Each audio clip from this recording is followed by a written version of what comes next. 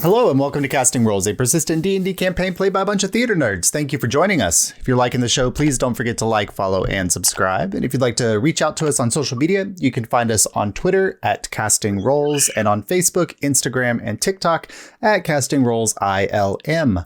Our videos are uploaded on our YouTube channel every Friday, but with no other announcements, we'll go ahead and start the show.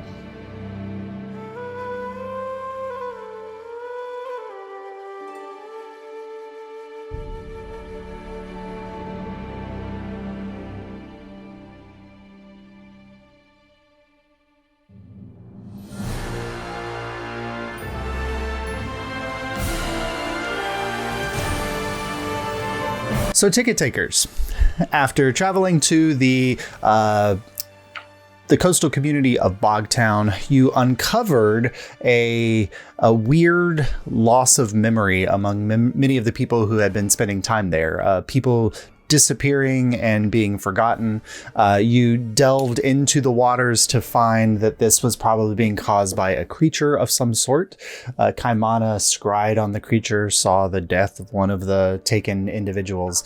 And then you all met a member of the Seablade crew, Ravik, who had been informed by a local druid, Namayane Ula, that a creature had made its home in Bogtown and she needed your help in dispatching it. You made your way to its cavern, Kaimana removing the water from the cave entrance so that you all could make your way inside. And you very quickly were set upon by a four-headed, extendable neck creature with odd teeth and smiles that lashed out at you from a corner space in the cavern. Eventually summoned a dominated marrow, and we will pick up here with two of the heads of the creature decimated and destroyed, but two still there and lashing out at the top of our initiative round with Marlowe. So back in the back of the cavern, there's an open shot for you towards the creature if you'd like to make your way to it. As you did just see Saurus fall into the hole, but can't do anything about that. Yep. And I trust my man to be able to I've seen him get out of board. Yes. I trust him. So I'm gonna gun for the creature. All right, so you charge in towards the creature. Boop. And you are up against it. It's got these like weird hands and like piercers that start kind of slashing out in your direction. But it is there ready for you to assault. I forgot how much I hate you. Stop being so good at it. Okay. Yeah. Okay. So I get advantage on all of my attacks against it. Yes, because you identified it. With your. I think for the next, I got that 2 rounds ago, so it'd be the next 8 rounds. Yeah, 8 rounds. Yep. Okay. First shot. Natural 20. Well, that hits. Way to start the round. Starting it off right. Wow. Second shot. God, two natural 18s. Whoop, those will hit. And then second, that's gonna be maybe not a hit. You have blessed, so you should have plus a d4. You are blessed. Oh wait, no, that's gonna be a 21 to hit. That'll also hit. Yeah. Okay, so all 3 hit. Hell yeah. Sneak attack on the first one. Okay. Sneak attack on the first one with natural 20. Sneak attack on the first one with the natural 20. Oh, this is gonna hurt. Okay. This is gonna hurt. Okay. You might be going home early. Okay. Yeah. I have to make sure I get the front. Okay, so there's gonna be 2d8s and then 2d6s. No, 4d6s. Yes. Okay. Okay. Did you do also the d6 for the lightning damage? Fuck. No. That's another 2d6. Yeah, so 2d6. Okay. So you have 66. Yeah. Okay. So.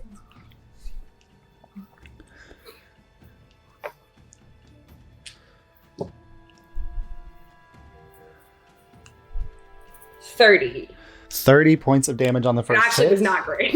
That's still great. You watch as one of its heads explode and the neck slithers away. Yeah. That's gross. I like to hear that. Okay, and then the second attack is going to be 14. Okay. And the third, 13. All right, nice. That's like 65 points of damage in one round. Nice. All right, awesome. So you're there against the creature. It's going to use one of its legendary actions. Marlo, you see... I deserve it. No, you see the pincers in the hands begin to like scrabble along the ground as a hole begins to open up underneath it, and it burrows down. You get a attack of opportunity against it. No, it burrows! It burrows. No! Yeah. God damn it, I knew I should have taken Sentinel. But you get an attack of opportunity against it. And you have the brand on it. And it is branded, so you'll be able to track it for sure. Oh, Josh, I'm sorry. I just hit it a bunch. You did. So can you add, what is it? I think it's for the brand, is it 3? So that's additional 9 damage. Let me check if it's 2 or 3, and I can't remember off the top of my head. I know it's 3 if it attacks anybody else, but see what it is when you attack it. It's. Oh, I'm sorry. It's not. It has to deal damage. Okay, not so when it deals damage, it does the additional 3. All right, nothing cool. happens. All right, but do take your attack of opportunity if you'd like. I will. Yeah. And that's going to be a 23 to hit. Yep, that hits. Okay. And that's going to be another 14 points of damage. 14 points. Very nice. So got up to like 70 damage. That was 73 points of damage in one round. Yep. All right. Awesome. Yes. And so it used its thing to go through that way. Ilwarin looking out so she can't see Saurus. Is there anybody else in the area that looks damaged that Ilwarin would notice? I have 18 hit points. 18 hit points? Yeah, I'm pretty bad. 5, 10, 15, 20, 30. Okay, you're within range. So she's going to throw a healing word out in your direction as a bonus action. Let me go ahead. That'll be on at 3rd level. Where are my D4s? Oh, there they are. All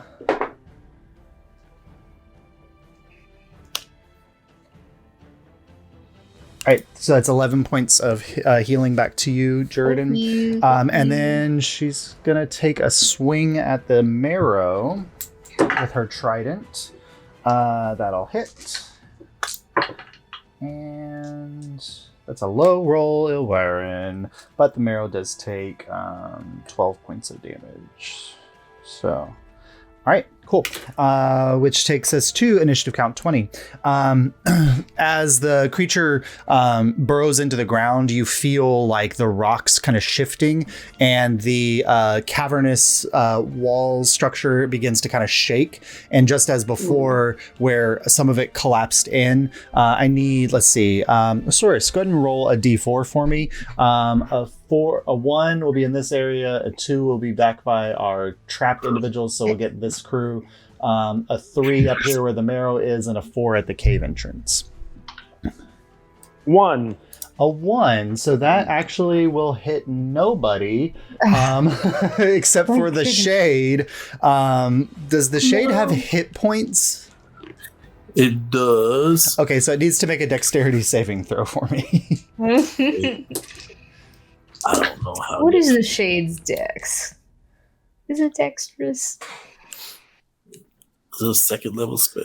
Yes.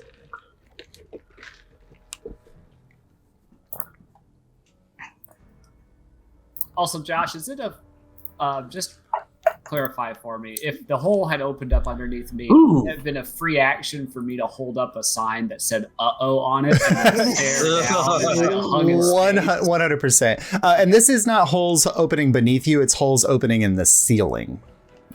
Oh, it's a 19. Oh, right. 19, 19, so he takes half damage. That is 9 points of bludgeoning damage as parts of the ceiling crash down on the shade. Earlier when the ceiling collapsed, you saw water begin to kind of pour in like through these cracks. There's a heavier stream of water here. You can imagine that if this were to happen again, that this cavern might fill with water. So you're kind of on a timer there. You all can breathe underwater for the most part, but for the most part. For the most part, but that's that. All right, which takes us to Ravik. You've got a marrow in front of you. Marrow. but no sight of the Hydra. Can you point to Robic for me really quick, please? Roddick's here at the entrance where he's been hiding out the whole time. Harsh. Very bravely, though. I don't think you could say brave when you turned to your partner and said, "Let's let the other fucks die first." Yeah. Well, So brave.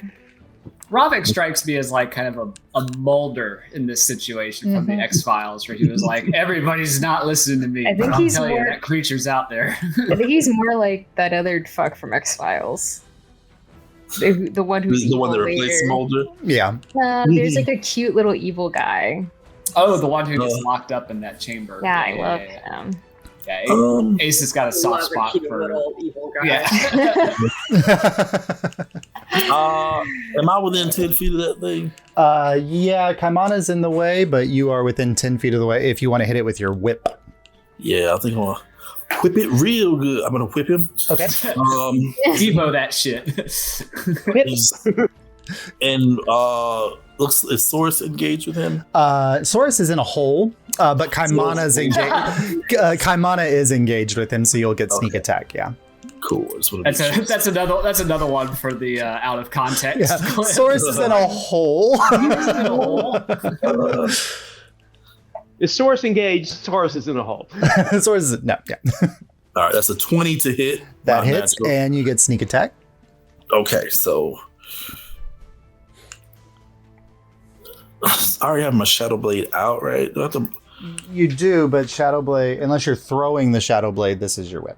Yeah. Okay. Yeah. Okay. Yeah, that's cool. Yeah. So 20 to hit. We're gonna do this here. I don't like your. All right, so that's 7 slashing damage Okay. plus 2d6 sneak attack damage. Another 10, so that's 17 Okay. from the whip, and then I'm gonna no, is that 2 weapon fighting? Did you take 2 weapon fighting? Yeah. Then you can hit. You can attack with your bonus action. My bonus attack, throw my Shadow Blade, Okay. which is, I'm just gonna roll this one. 17 to hit. 17 just hits. Armor class 16. Or sorry, hold on. I'm looking at the False Hydra. Nope. Yeah, 15 is the armor class for the marrow, so that hits. Okay, Yeah. it's 2d8 psychic damage. I think it's 2d8 plus 4, but I don't know for sure. So I'm doing 2d8. Another 12 psychic damage. Okay. Okay. And then I can extra attack. I'm going to try to whip it again. Okay. Ooh, not so good. 13. That misses. So the 2 That's hits not good. get the marrow's attention, and it turns around and kind of slithers out of the way. As Kaimana, you just hear this whip crack over your head and misses the marrow. All right, which takes us, but the marrow's looking very rough, like on death's door, whatever place this is. Door dash, yes. So on the False Hydra's turn after that, Jury, you feel this rumbling behind you as the Hydra pops up Oh, here. you bitch. But interestingly, you see it like the head is kind of peering around with like the 2 kind of the 3 other dangling necks there, and the head lashes out towards. Let's see. Yeah, that's a natural 20. Towards the marrow. Oh, yeah. It That's hits. what I'm It saying. hits the marrow. Let's see see what how you're much. doing there. Let's see how much damage it takes, and that's enough to kill the marrow. And then so you all watch as this head lashes out, hits the marrow, bites it. The marrow goes lifeless, and you just see like this, like a snake dislocating jaw rise up and wrap around the marrow and swallow it whole.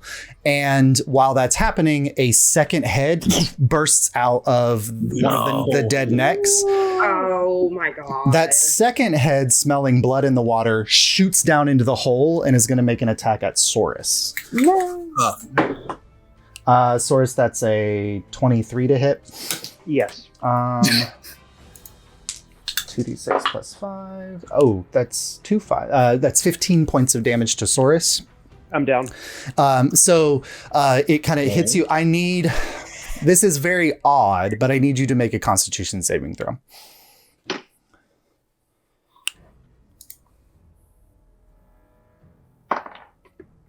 Natural 19 Nice. plus 1, so that's a dirty 20. Okay, so it does not this round eat you. Okay. But Great. it is the head is there. You all see the neck kind of descending down into the hole towards Saurus. And it's about this time, probably, Marlo, you're very close to the hole. You hear like a splash as Saurus's body hits the water kind of 15 or 20 feet down into the hole. Can I free action message? Is that like because it's talking? Sure, yeah. Can I go? Sorry, so you gotta let me know if you're okay, buddy. Fuck. Yeah. You just hear, oh. You hear nothing as he's unconscious. Good. All right. Which takes us to Jordan. Oh fuck! Why did all this have to happen right before my turn? God, this makes it different. Is Abel conscious or is he? Abel is he's unconscious and he has taken 23 points of lightning damage. Yeah. 23. But the marrow's gone. That's good. There you go. So, is there a check I can make to see what would get this mucus off of them? A nature check or survival check. Yeah. Okay, I'm gonna make one of those really quick. New dice rolled a nat 1. That's cool. Okay. That's really You're not Pretty sure. Dice, man. It really Yeah, is they're always very the pretty. nicest looking dice roll the worst. You're not sure. Yeah. Stuff. This is a bad situation. Okay, it's right beside me, so I'm gonna hit it Okay. with my sword. Go ahead and hit it. Well, I'm not gonna hit it. Maybe Oh no. I got an 11. That'll miss. Yeah. Great. What a great turn. And then I will give who's kind of closest to that hole where Saurus went down. Marlo down or on my turn. Kaimana. Yeah. Okay, I'll give Kaimana inspiration. If Okay, he's gonna go help Cool. Saurus. Good. Like to- At the end of your turn, Jordan, the False Hydra is going to use a one of its legendary actions. And Saurus, I need you to make another Constitution saving throw. What the fuck?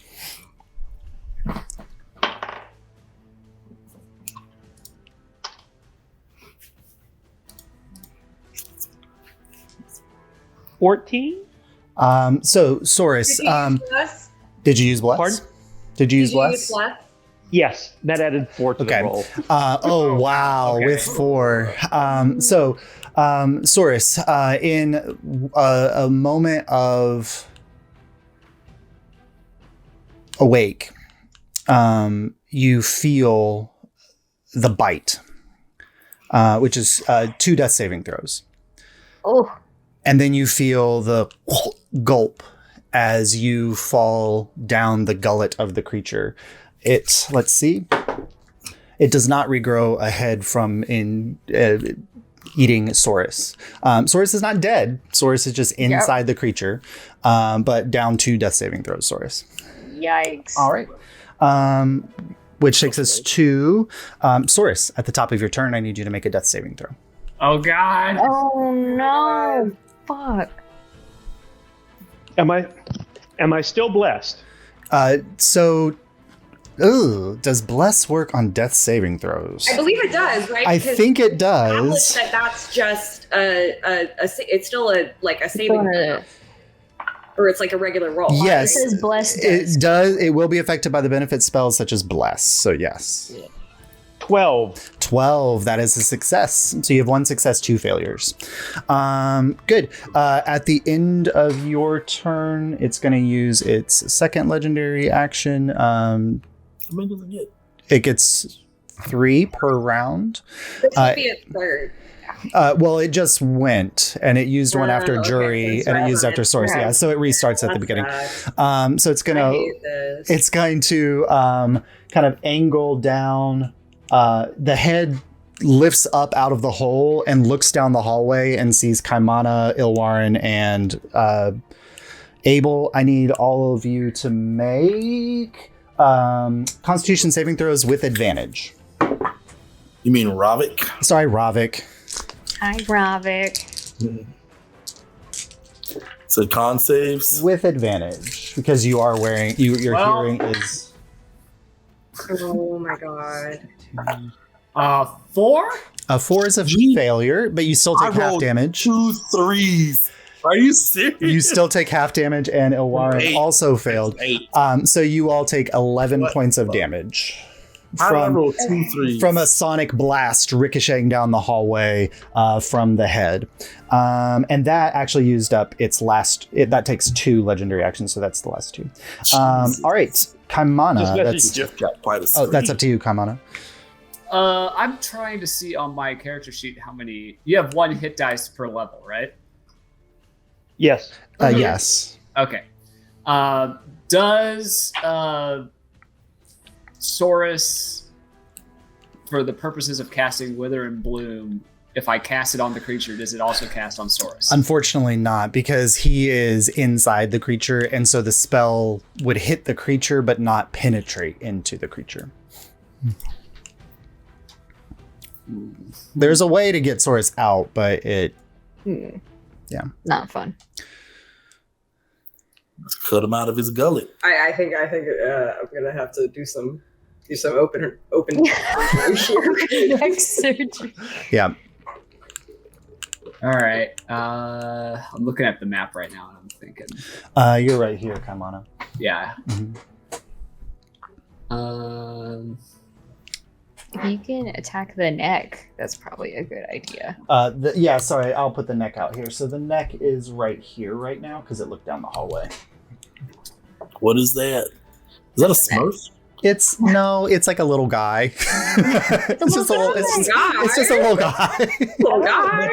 But I'm hearing little tethers that were hanging off of it. He unwrapped here. So Listen. I like the tethers. so the neck is, let's see. Get tied around little guy? There you go. The neck is right here. All right. I hate that you made him bring the neck back out.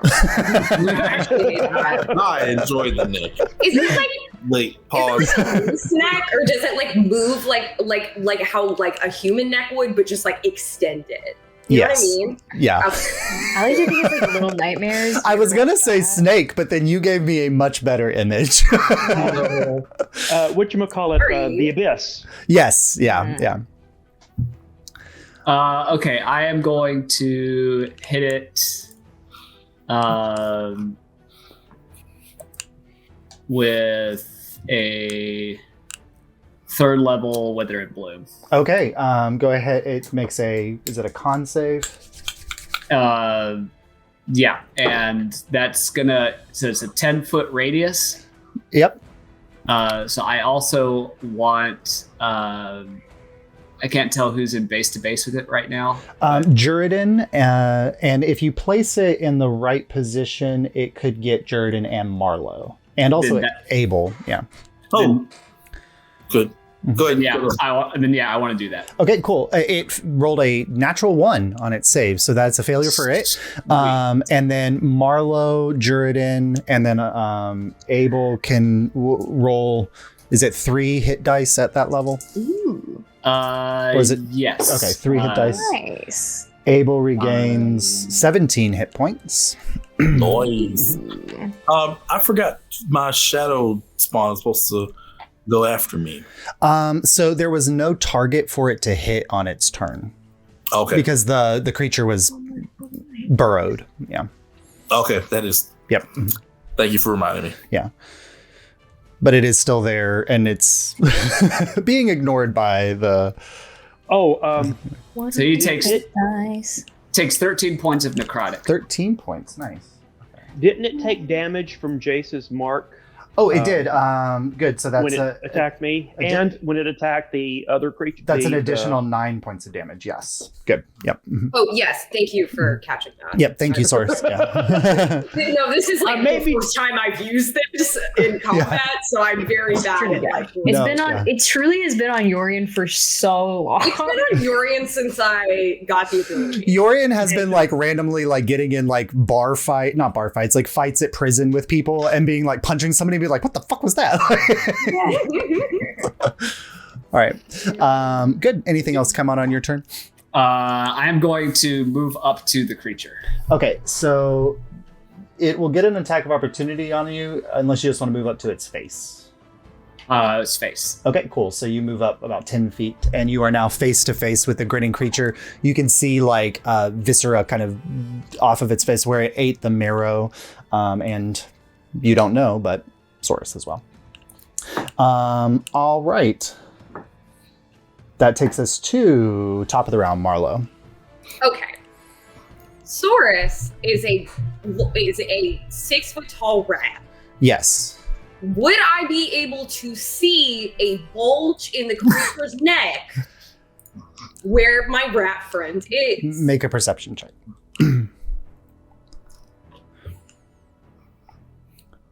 I swear to God, it's a natural 20. A natural 20.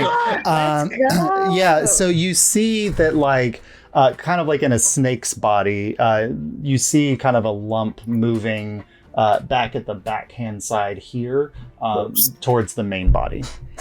Okay. Can I use my attacks, but not like in a way that like maybe I don't get as much damage, but like specifically something to try to slice it open? Cut him out. Yeah, sure. So you make an acrobatics check for me. Okay. Are you going to let the rest of us know what this is a potential danger? I think that I'm focused a little too heavily on, oh God, that's my friend. Okay. Yeah, and Mar would have been the only one to know that this happened because they checked in with Saurus, and also because of their preternatural hearing, they could have heard that gulping sound take place. Gross. For an acrobatics? Yeah, so it is not great. Sorry. What'd you do? Oh, that's fine. Yeah, you clear the hole and you get back into the back. So with the purpose of this is a called shot, and so it adds 5 to the AC of the creature, Okay. And so you are trying to hit a 21. Trying to hit a 21. Okay, Yeah. and I have advantage on all of these rolls. With bless. Yes. Mhm. Okay. First one, we're gonna need the bless. Unfortunate. Where the fuck is my D4? So it's gonna be.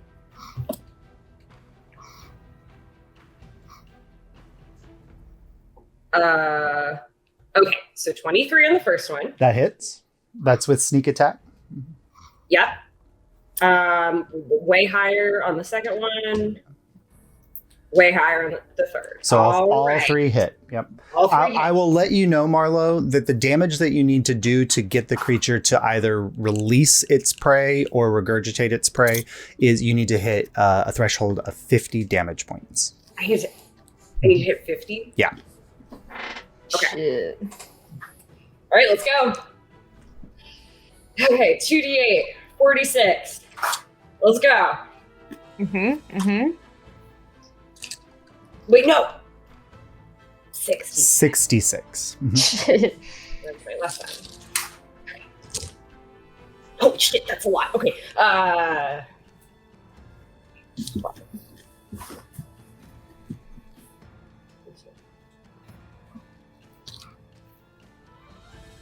Plus marker damage, right? No, it doesn't No, add that's damage. when it hits. Yeah, when it hits other people in the party, it does. Should have let someone else answer that. I forgot where I was. Sorry. That's on me for remembering that I can't do math that well.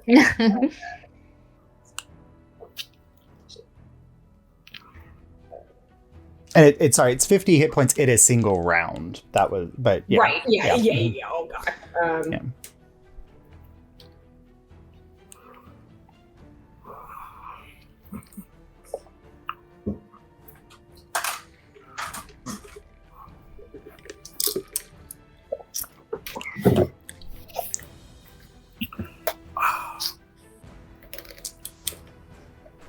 $43. I can't not hit. Is that on the first? Is that The first attack, on the first hit? I can't not You hit can't it not hit with my it. So bonuses. go ahead and roll the rest of the Sick. damage then.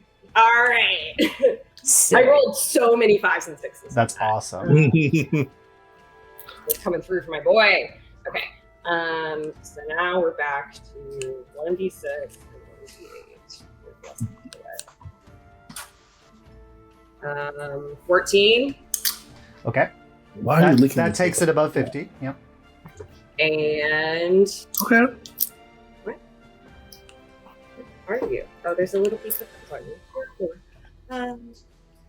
15. 15. Okay.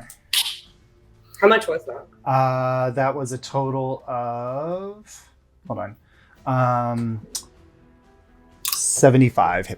Yes, I wanted to be the last. Okay, so there was like you all watch as Mar like dashes across the room, leaps in her woven form across, clatters against the stone, drags up both the tiller and also the wave dancer, and slams down with both on the creature, and then uppercuts with the wave dancer, and this wave of pure clean water in this space that has been turned into venom and disgust by this creature. A wave of clean water washes across and splashes around the room as you watch. The neck is bisected just behind where Saurus's body is, and you see like his feet there, but you can tell that he is currently in the throes of potential lifelessness. Now I will yell out to the room that I have Saurus and he needs healing. Okay, good. The neck begins to kind of shrivel and fade, and it kind of pulls off of Saurus's body as it kind of scrunches and dries out, going all the way back to where the head was. And that head is gone. So he's back down to just one head. At the end of your turn, and crossing the threshold for its limit break. Oh crap! Jesus Yeah. Christ! Jesus. Oh, no. Let's see. It's a 60-foot radius. Oh shit! Goblins. Okay, good. Everybody make a Constitution saving throw. Source, that does include you. You can add bless to that. Jesus Everybody. Christ. Sorry guys, this is my third nat No. 20 of the night. Nice. Quit stealing all the good rolls. 17. I'm sorry, I can't be stopped. It's Was almost this just nice too. Was this just a roll, or do I need to, or is it with advantage? You have advantage because it is a sound-based attack. 17 for Ravik. Okay. 13 for Kaimana. I've got a 5. Okay, so if you got under 14, that is 32 points of... Oh, sorry, reduced by half. 16 points of damage. If you saved, then it is 0 points of damage. So, Saurus, what was your Constitution saving throw? No. I can't see. I could hear you. Wait. A 22. 22. So That's slow. the beeswax in Saurus's ear saves him from the concussive blast. As It got wet, so it's really Yes. it's really in I there believe now. Kaimana, Abel, Ilwarin, and Juridin took Kaimana, Ravik, Ilwarin, and Juridin took the full 16, and then Marlowe, you took nothing, and Saurus took nothing. I got a 17. 17, then yeah, you only took Damn it, you Rob. took nothing then, Ravik. All right. Let's You got me see. so Can't bad. believe the fear we all had with the first two, and then I know. I know. that. Oh Lord. so funny. Wow. So Okay. good, Rob. All right. So that takes us to Ilwarin. Oh my Uh-uh. god. I'll just kill this thing. She heard you say that, Ravik. And so you all watch as she kind of says, time to unleash the real power then. And you see a cloud begin to form in the highest reaches of the cavern, about 40 feet in the air, as she raises up the trident and points it down at the creature, and a lightning bolt shoots out of the air and slams into the False Hydra as she casts a 4th level Call Lightning on it. Can you hear me now? I can. Yes. Yes. Good.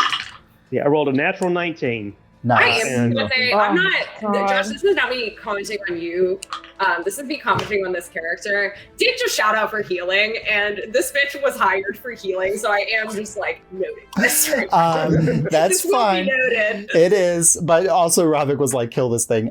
So I mean, like, I'm just saying that the Google review of I was about to make a jump review joke. Yeah, you beat Um, me to it. Above good. and beyond her Call of Duty. and she also gets to add, because she's a storm cleric, she gets to add to this because she gets to add 3d8 to this. Those are low rolls on the 3d8. However, Marlowe, you feel this lightning bolt slam into the creature and the full concussive blast that ranges off of you. You see like where the lightning hits, the creature's almost cleft in two. It is on its absolute last legs. sick. That takes an initiative count 20.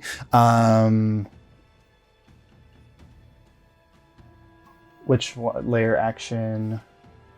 Oh my gosh. None of them. We're good. We're good. Oh, we're back up to the top. Nope, So we're good. any creature within 10 feet of one of the pools of water, which is Saurus, Kaimana, Marlowe, Jurden, Damn it. God. and Ilwerin. Yeah. Everybody. Constitution saving throws. Well, I'm gonna roll different dice now. 'Cause fuck these guys right now. Well, I rolled a nat 20. What the fuck is There happening? you go. Good. Fine. Feel it, think about it. Just for straight water with advantage. No, this is poison based, so this isn't sound based. 11. 11. That You have 'em? is. That's a failure. So Yeah, you have inspiration if you want to use it. yeah, you're very close. If you want to go ahead and use your inspiration. I'm saving it. Okay. Okay. Come on, it's tough. It can take the damage. 15. You're. That's a success. You take nothing. Okay. Ravik. Oh, was Ravik in that too? I'm so sorry. I didn't. Yeah. Everybody was like, I was trying to check the map. Everyone's within 10 feet of one of the pools. Everybody. I was trying to think of my next move. This is a con save. Yes. 22. 22. That's a success. You take 0. Marlowe.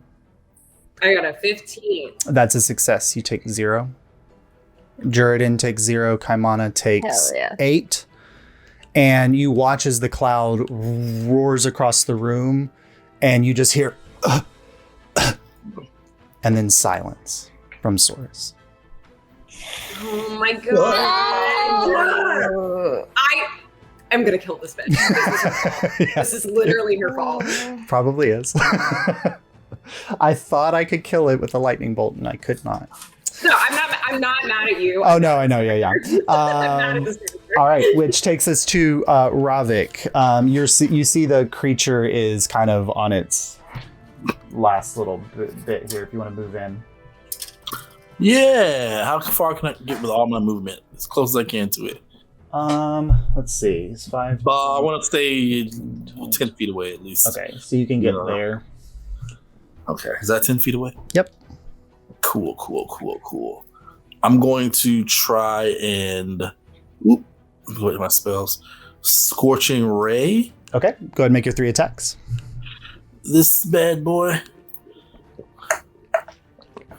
Damn it. Fucking shit. 13. The first one misses. Even with a different character. The I'm winded. Fire, just not a thing. Just winded from all that running, okay? Just 18 to hit. Damn, that's savage. Yeah, I'm kidding with you. And 17 to hit. 17 I can hits. do it. Oh, I can't use my extra attack if I don't attack, right? No, but you get that's your second attack. You get one more, and so that one hit. So that's 9 points of fire damage. Rushing I got in, lifting your arm and blasting these. You all watch as like one of the beams of fire flies off and hits the wall, but the other one beams in right to the point where the body had begun to separate, and it hits right there, burns into some kind of vital organs. How does Ravik kill the False Hydra? Oh shit! Oh, Robert. we got a call. What a time! What a time! So like, I hit it with my So- stuff. I hit it with my thing. Ravik trips and accidentally he just kind of shoots fire on accident. Uh-huh. And he kills the Yes. guy. It's like Takes really the head lame and, and like, shoelaces it. unimpressive. Meanwhile, writing a contract that's like, I killed the creature, I get the spoils. It's like some like bonus for killing it. All right. Is it a clause in my contract? All right. So, with that in mind, and me having to change cameras, we'll go ahead and take a quick 5-minute break, and then we'll come back to this. Thank you. Thank you, Five. Thank you, Kill Five. your character, Josh. So, welcome back from the break. So, as the firebolt, the scorching ray slams into the creature and it begins to kind of vivisect, everyone within the space clearly sees like the creature begins to kind of warp in on itself and melt down into this sludge. But with Precision shot. with it dead, you begin to see the poisonous aura within this space begin to slowly dissipate and fade. Its effects already leaving this area. But I'm sure, Marlo, that is not something that you notice as lying next to you, the lifeless body of Saurus. I'm going to get down very quickly next to him and like sit up behind him and prop him up and start screaming that he's dead and he needs resurrection. Okay. Ilwaren runs over. Fuck shit. I'm sorry. I thought I had him. Don't say anything. You see, she reaches into a pouch and grabs a diamond and puts it on his chest, and you see she lifts up the trident and begins to cast as this torrent of energy shoots down to the trident and hits the diamond. So this is our first death. We need energy from you to make sure that this ritual works. Three individuals of the ticket takers can offer something to this ritual. A successful offering will reduce the DC of the ritual. Unsuccessful offering will increase the DC of the ritual, letting you know at the start on somebody's first death that the beginning DC for a death is 10. So who would like to be the first to offer something to the ritual for Saurus's life? I'm right here, so I guess it would be me as the first. All right, Marlo, what are you going to do? Oh, what am I gonna do? Oh God. Is this like what like counts for this? Like saying something, giving something, like what? Anything that Marlo thinks that would help in this moment. You can say something. You can use one of your abilities. If you have some action that you would like to take in this moment, you can take any kind of action as well. I'm gonna reach into my bag really fast, and I'm gonna pull out the wolf statue that Saurus gave me, like really fucking early on in this game, and I'm gonna pull it out and put it in his hands and go, but I hated this so much when you gave it to me, but now you gave it to me and I really, really need you back so I can thank you for it. Okay. Roll a d20 for me. Okay. And add, you don't have a charisma bonus, so we'll just say it's a straight d20 roll. 17. That is a first success.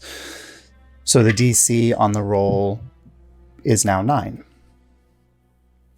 Who would like to be the second to offer something to the ritual? Kaimana comes up a bubbling mess. Okay. Like crying, like completely nonsensical. I like from where like I've got Saurus like sitting on my chest, like I like pull Kaimana like in towards like me. And I'm gonna message you something, Josh. Okay. And I'm gonna let you describe it if you think it's suitable. Okay.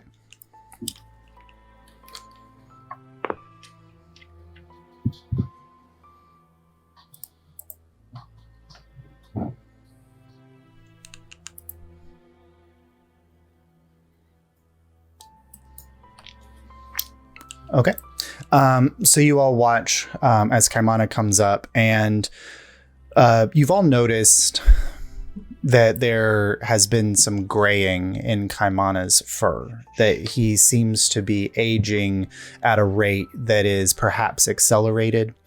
Marlo, he reaches out and touches Saurus, and you see the beautiful seagrass and vines wrap around his arms as this green energy begins to pour out into Saurus's body.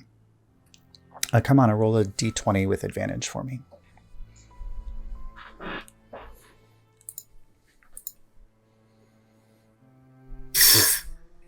I rolled a 5 and a 7. 7, but you get to add your wisdom modifier. Right, okay. In that case, is this before or after? So the 7, add your wisdom modifier to that. Okay, so that is a 16. So Marlo, you watch as this green energy kind of goes across, and the yellowish fur around Kaimana's face goes kind of grayish as this energy kind of leaves him and goes into Saurus's body. From where I am, like, I've got Saurus here, I've got like Kaimana here, and I just like lean into him and I go, "Do you know what you're doing?" No. Okay. All right. That's a second success. The DC is now an 8. And then finally, Jury will come up behind. He's looking down at Saurus, but he's seeing the same moment earlier when his father was laying there. It feels like another failure on his part. And so I feel like some people have started to take the wax out and everything. Yeah. And you hear in like the echoing of the cavern, it's a song you haven't heard before. That Jury is kind of like starting to sing, piecing the words together. And it's just like a melody right now, and every now and then there's a few words about, you start to hear about like the ticket takers or something involving us together. Roll a d20 and add a performance check. Nice. That'll be a 15. What's your inspiration die? I think it's D8. All right. So we'll say that it didn't decrease the DC, but we're adding a bardic inspiration to this roll. Perfect. All right. So as Ilwarren is casting and the energy is building up, ready to smash the diamond and bring Saurus back, I'm going to roll a d20, add an inspiration die. We need to beat an 8. Yes. Okay. I'm going to take a picture. That's not good. No, I just will always do that. In 1E, I had an 85% chance of surviving a resurrection attempt. Yeah. Mm-hmm. All right. So as the trident builds energy, the lightning bolt slams down into the crystal shatters, bursts across Saurus's body, and you see the diamond dust rest down on each bit, and it turns into water as it swirls around him and wraps him in this cocoon of waves as Owarin is casting, and each of you is offering something to the ritual. Saurus, you are awash in memory and time. A battle cut short too soon, but knowing that there are many fires to face ahead of you, a man who needs to be put down for his travesties against nature. A doorway waits behind you, but you turn away from it and head back towards the light. And you all watch as the water clears, and taking a breath, Saurus returns to the world of the living. The inspiration made the cut. I can't believe it's an 8 on the inspiration. That's so fucking meaningful. Yeah. It was a 6 on the original roll, so Yeah. if you hadn't done that, Roll Jury, it a wouldn't have gone full- through. But the beautiful thing is, you could have rolled anything other than a nat 1, and Jury would have fucking saved you. That's so fucking good. Yeah. Oh my god. Ilwaren says nothing. Steps. That's good. Steps. Yeah, she did enough. Yeah, she steps back and steps away, and steps into a very far section of the chamber and just sits down. All right, as soon as Soros looks like he's up, I'm gonna go to Abel. Well, yeah, and I would tell Kaimana there's some mucus stuff. See if you can figure out what it is and how we get it off. Okay. Yeah, he's still crying this whole time. Yeah. Kaimana, you get to Abel, and the mucousy membrane is already beginning to break down a little bit. Kind of scratching at it or hitting at it with your stave will probably loosen it. I do that. After a few moments of work, Abel comes free.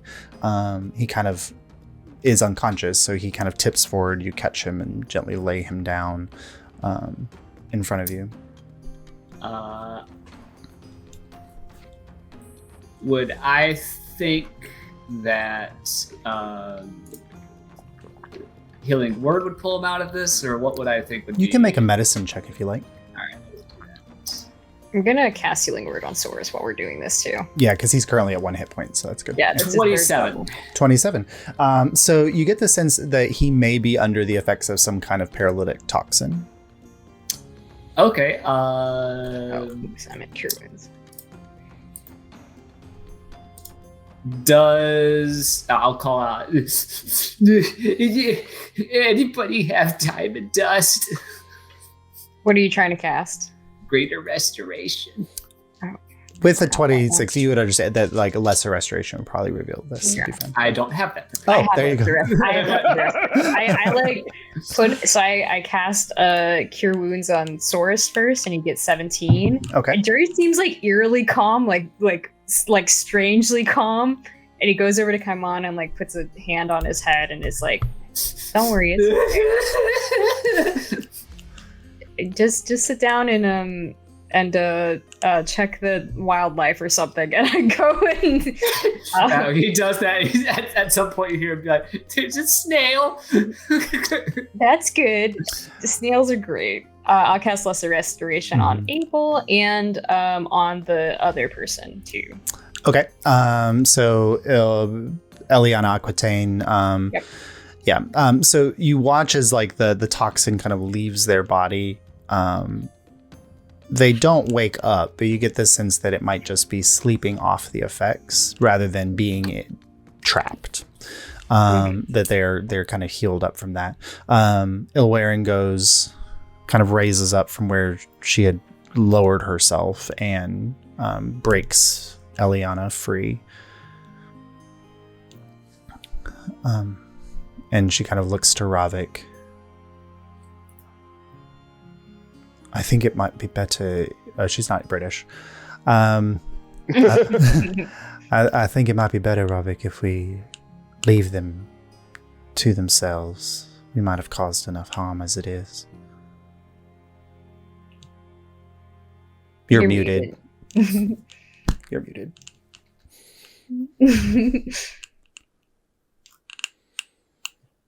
Forever muted. It says you're muted. I agree. If you grab one side, I'll grab the other. We'll get Ilwarren out of here. Okay. Fireman carries Ilwarren and heads down. At the last moment, kind of like looking back in your direction, seeing that none of the ticket takers are paying any mind to their exit. But you do hear like, Soros, I am sorry. As she kind of makes her way down and out of the space with Ravik. Whoop. Something just fell, and I don't know what it was. No. What just fell? pieces just went flying everywhere. The cavern's starting to collapse. There's water kind of pouring in from outside. It's not now to the effect that like this cavern's not going to fill up with water anytime soon. You guys have some time. Kaibata's gonna kind of like sniffling make his way to the group and say that he's gonna check the other caves really quick and make sure that there's no other survivors. Okay, so you go out to the main entrance, and then there's the 2 caves up above and the 1 cave down beneath. The one that's lower is a little bit closer to search. You kind of swim down to it, and you kind of go in. It goes back a little bit. This doesn't seem like it's kind of a windy cave that ends in a pincer space. There's some like bones here, but maybe it's probably like a Sahagwin's kind of nesting ground or whatever. But you don't find any things there. As you're coming back out of that cavern, kind of floating in the water outside the mouth of the cavern, Kaimana, you see Namaya Neula. Oh, I'm in the water, so I can't talk. Yeah, you can. If you can breathe. Oh, no, you have to hold your breath, don't you? Yeah. She kind of looks at you for a moment. Cast message. Yeah, you can cast message. You can cast message, though. yeah. But she looks at you for a moment, and then you see her eyes flash blue and water breathing. So you're able to kind of speak, and you don't have to worry about holding your breath. Uh-huh. You all were successful, it seems. The plague of these waters has washed away very quickly.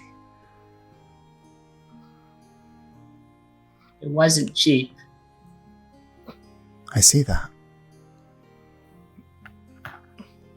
How much did you give? What I could spare. Probably too much for your young life. Here, perhaps this may help. And she kind of reaches into her pouch and pulls out this glowing orb of light. And she kind of releases it and it flies across to you. I can't undo the choice that you made to save a friend. But you see as the orb kind of flies over to your druidic focus that she gave to you. And it hits. And from that focus, these seaweedy vines begin to grow and kind of wrap and blossom. And you gain +1 to all spell attacks and saving throws. awesome. Ooh, cool. At the same time, every single one of your attributes drops by 1. Oh my Damn. steep price to pay. Thankfully, Kaimana had the highest rolled attributes of anybody. Yeah. The ticket takers. Yeah. Mm-hmm.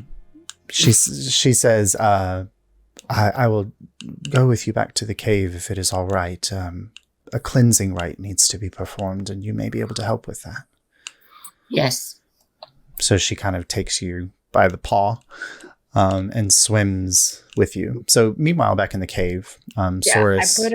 I put an arm on Mar, and I'm like, hey, if you want, I'll dimension door Abel and Saurus back up. Yeah. It'll just take a minute to come back and do Okay. all. I'll look to Saurus, and I feel like he's kind of awake, and I'm like, do you want to go up first? Oh, wait a minute. All right, I'll go to Abel and pat him Okay. on the head and be like, wake up, Abel. Okay. So, Abel, you come to in the space, groggy, tired, hurt, Yeah, you feel Not- Jordan patting your face. not quite sure how you got to where you are. Why are you touching my face? What are you doing? Jordan like pulls you up into a huge hug. Oh, And it's like okay. I miss literally so much to talk about, and not something you want to talk about without alcohol. Wait, what happened to the smiles? Uh, The smiles to the windows. Oh, don't say that creepy shit until we're out of this fucking cave. All right. All right, I'm going to get you back up on the ship. Just come with me, okay? Oh, yeah, where are we? Come up with me out of this cave. I'm going to cast Dimension Door and take us back up to the ship. Yeah. I think we're close enough to You're within 500 feet of the ship. So you appear on the deck of the ship, able a little kind of sea-legged, but you eventually get your feet underneath you. I always forget you have Dimension Door because, like, how was Abel going to get out of here? Well, that's what I was thinking. Well, like, thankfully I can only take one person, so it's good they took the other person. Yeah. All right, I'll be right back, Abel. Okay. So as Jury and Abel Dimension Doorway, is there anything Marlo and Saurus in this moment of being alone in the cavern that you'd like to take? Mara's just really quiet and trying to gauge like where perhaps Saurus is at in all of this. Not wanting to like ask that directly, but like trying to maybe like just kind of get a read on like if he wants to talk, if he doesn't want to talk, like.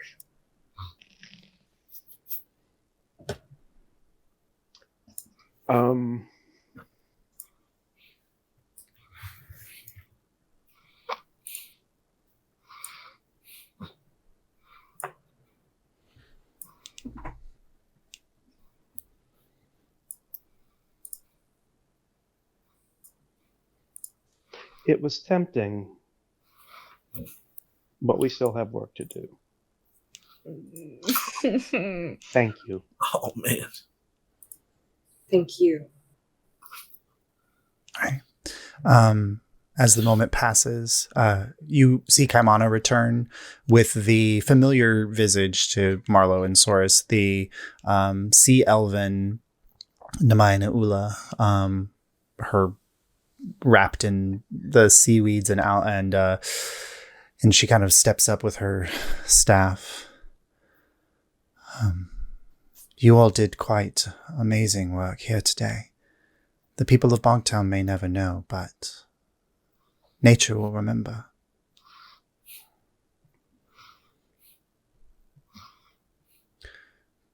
Kaimana, will you mind for a moment? She makes her way to the center of the chamber and she begins to kind of move her stave around, and you see kelp begin to sprout out of the ground. Can you make a wisdom check for me, Kaimana?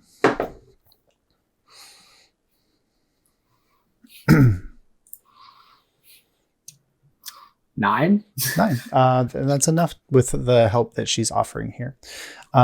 So as she's going, she's saying, this cavern was chosen by this creature for a reason. It's a gateway to another place, another world. It's one of the spaces where creatures of the Fae may cross safely into this world. And it must be cleansed. And she releases the spell, and you all feel this wash of energy around the room as everywhere those vile puddles of water were, they purify, and small, like in the shallow pools, you see blooming anemones and urchins and lichen springs on the wall. And at the back, Marlo, in the corner where the creature had been kind of nesting, you see that there is an arch of coral on the wall. And the coral had bleached and gone white. But here, in the right tides, water rushing in, it begins to change into blues and greens and reds and purples. And this vibrant coral begins to grow.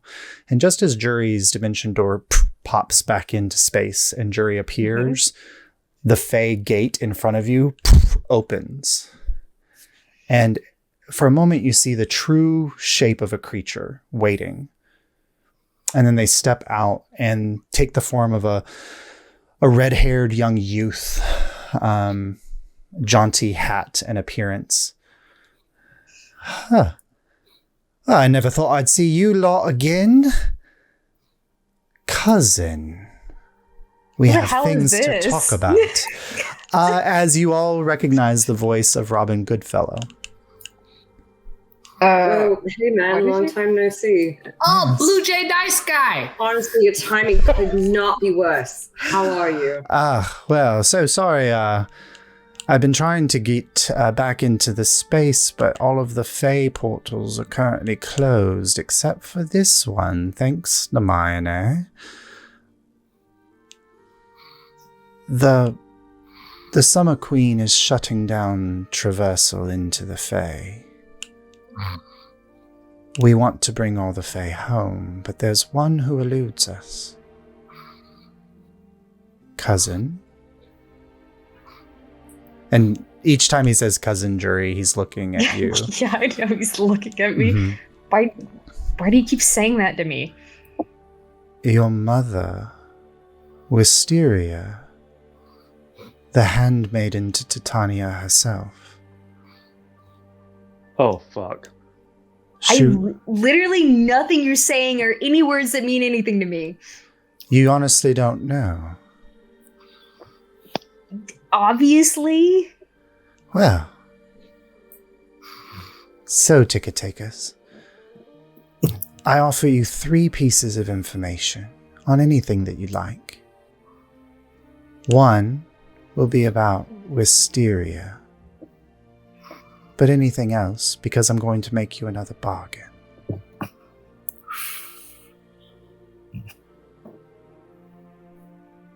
I hardly think you could accept a bargain without the terms. They'll be quite good, I imagine. Alright guys, I say we leave this cave and we don't talk to this guy. Do you honestly not have any questions? I have questions, but I don't need him to answer them for me. Not if he's gonna make some weird deal, he won't even tell me what it is. Is this normal? Why are you all so calm right now? We already made one bargain. Make one fake deal. Like we're kind of we have to be cool right now. That's kind of how it works. When you said you went to the Feywild, it was like a joke, like an in joke. But how many times have we said that was so real? I don't know. Well, we could say that other bargain doesn't matter so much anymore if you decide to take on this one. We could change the deal. We could sweeten the pot, as it were.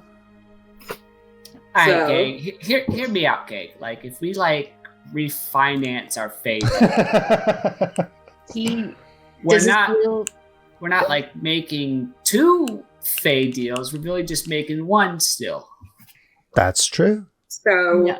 if we make a new bargain, the terms of that bargain, it would release us from anything that we had previously agreed upon. Yes, Titania's taken actions herself to protect her realm.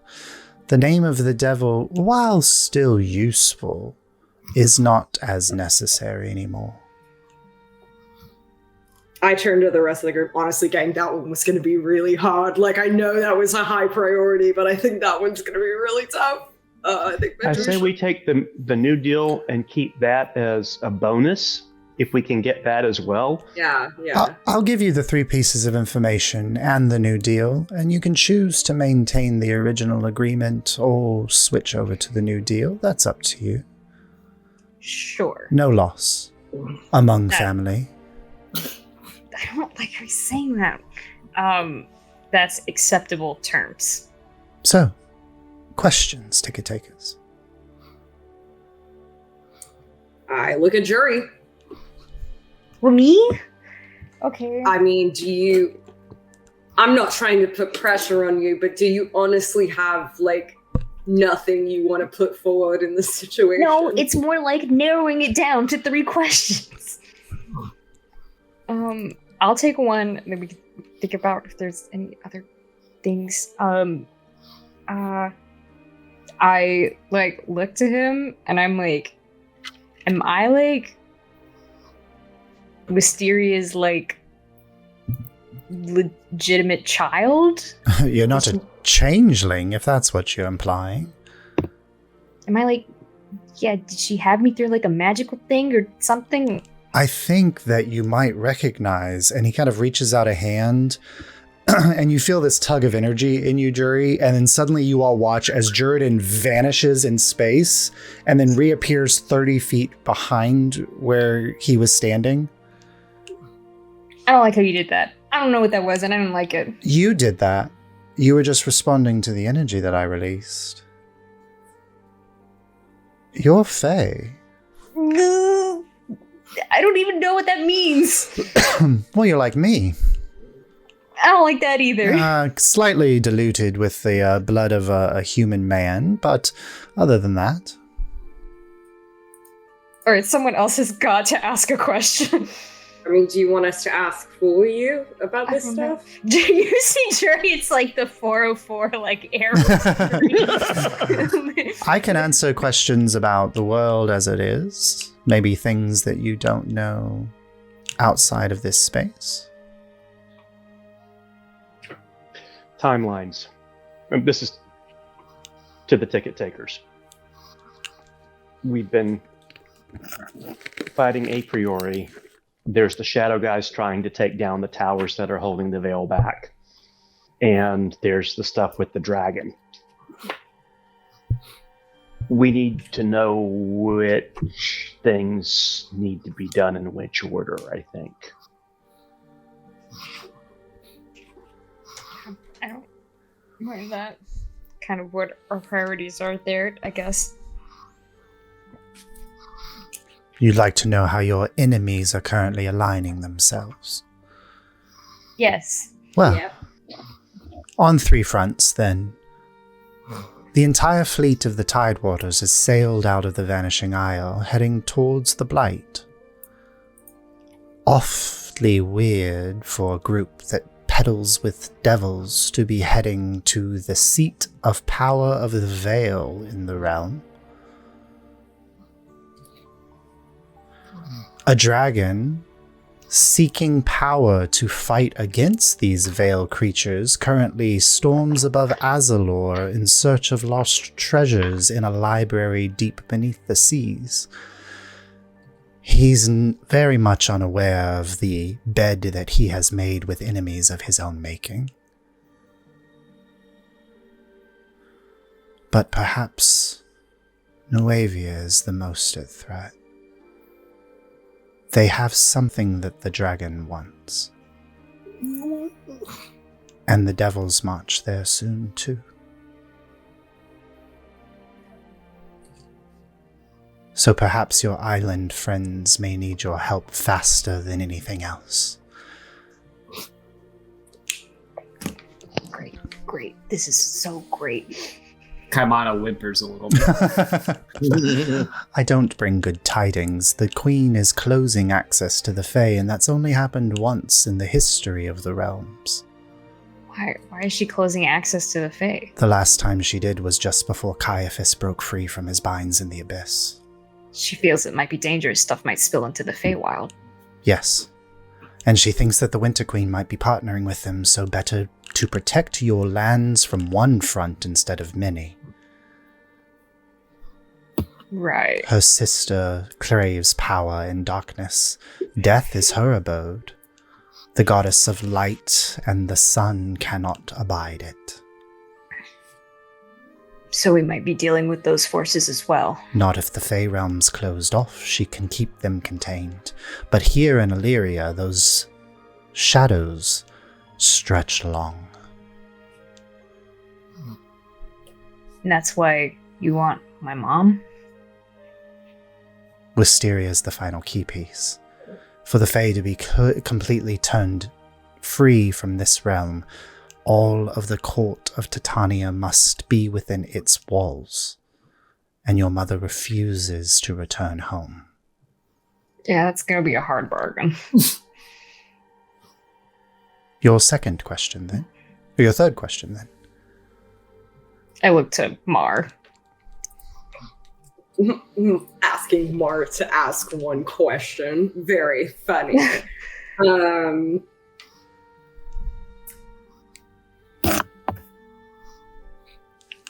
Do we need to know more about the threat facing Nuevia, how to I think I counter know that? it. Well, I mean, we know what they want with Nuevia. Mm-hmm.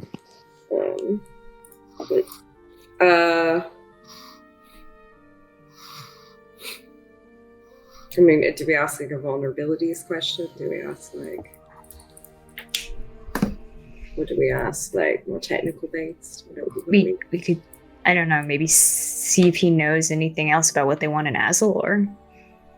Or what it's the Azalor library, right? Because it's the information. He grins when you mention the library in Azalor. Don't stop it. Oh, sorry. Just my natural state. I'm a jovial fellow. I know you are. You're something. First crisis, how do we avert Nuevia falling?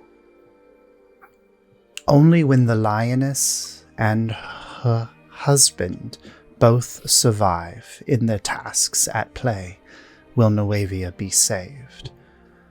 Orisha and Ogon are the key to Nuevia's salvation, but they are forces that seek to unseat them before they can play their hand. Guard the lioness with your life, or all may be lost. Good. We would not want them to die. We like them a lot. So that's our 3, I would guess. So, the bargain then. You can return with the name of the devil, as our original bargain perceived. I imagine the devil makes their way to the Blight now, along with many of their kin. Or, you can assure Wisteria's place back home. Oh, I knew that was what was going to boy. And then we can shut the Feywild off from the coming storm. Why did she leave?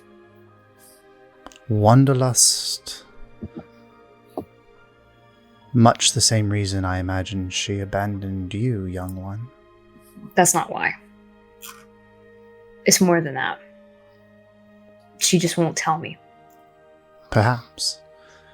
Wisteria is, and always has been, rather unkeen with being simply a handmaiden. Well, yeah, wouldn't you be? To the right hand of the sun. If only we could be blessed to be daily in her sight. I don't know, it sounds pretty boring to me, but sure, you make it sound great, whatever. I love Jury. Sure, he just has no respect for authority is the problem. Yeah. He's like be right-handed with authority. Figured, fuck that. Damn the man! Is there a time limit on this? Before Nuevia falls. So I'm going to turn to the group and go, so I'm just thinking, like, geographically, if we're going to go back to Nuevia after this, then, like, and not the Blight, then, you know, we'll be in the right. I'm sure I'm not putting anything on you. I'm just saying that purely technically, I think that would be where we're at on that one. Would be Get back to Nuevia as fast as we possibly can. Is there a way to travel through the Feywild to get closer to Nuevia? Shorter amount of time? Well, time is such a sticky subject with the Feywild. I cannot assure that traveling through will not put you years past your mark.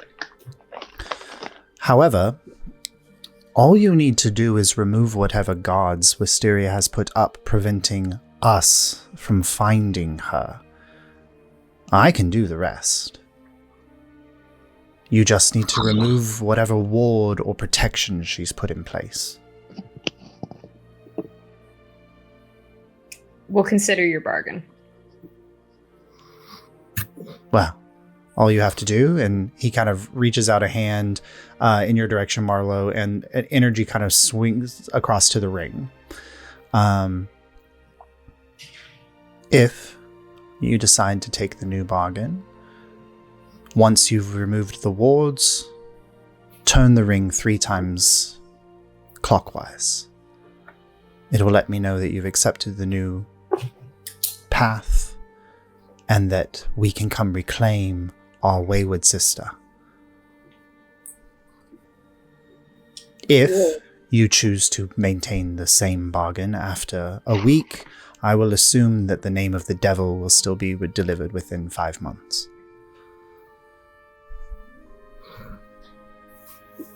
All right. But Queen Titania has offered one rich pull from her satchel of many things for each ticket taker upon the returning of Wisteria. Quite a magical bargain. Well, we'll see if it works out. Well, I look forward to seeing how it all does wash in the end. And he takes a step back into the kind of swirling Feywild portal, and it slams closed in front of him. You see like the coral kind of dim a little bit as the portal re-solidifies. One moment, and Jerry will like go over to the pool of water and like put their head in it and then just scream underwater. Just hear. You see all the bubbles come up and their fists like slamming against the ground. Kaimana joins you. You're just like happy. Bro, me and Soros are simply sitting here witnessing this. Abel's up on a deck of a ship being like, oh, Hey, honestly, everything's fine. Abel didn't need to This hear is that not one. fun. That would have been a lot for Abel to process. So he comes back up and like wipes their head off and like regards the other lady who's here with us and is like, sorry, that was quite awkward. Nemaenes just kind of shakes her head. The Fae are fickle beings. But I've never seen Robin Goodfellow so afraid.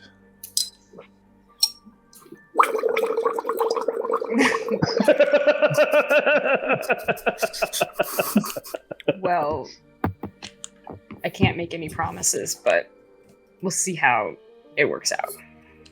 Of course. I've got many oceans to protect. I hope that you are safe in your journeys and travels, each of you. Thank you. Kaimana, take care of your friends. I have a question. Of course. Can I ask you along? Walk with me. And she makes her way back towards the cave entrance.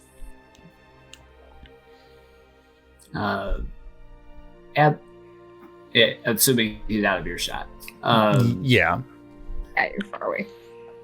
She kind of swims out into the water a little bit, and you can breathe, so you join her. Yeah. Am I doing the right thing?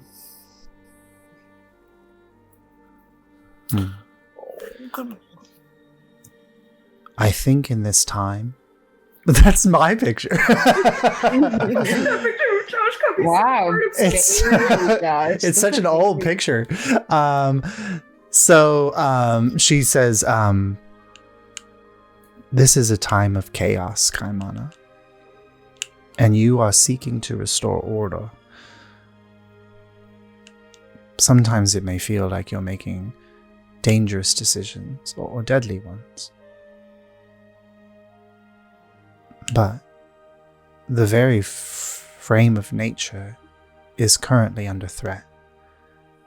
If the enemies you face succeed, then all of this beauty will be washed away. You must make difficult choices.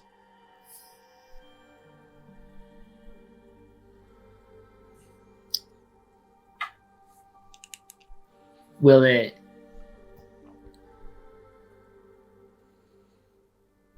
I know what I have to, but I know that I have to keep going, but it's just so hard. Wow. Lean to your friends. When it's a struggle for you to move forward, remember that Soros chose to come back to the light. That Marlowe chooses to use something that she clearly hates in order to fight stronger and better to protect each of you. I just like them all so much. Then keep them safe. But this is using me up, and I don't want to use them up.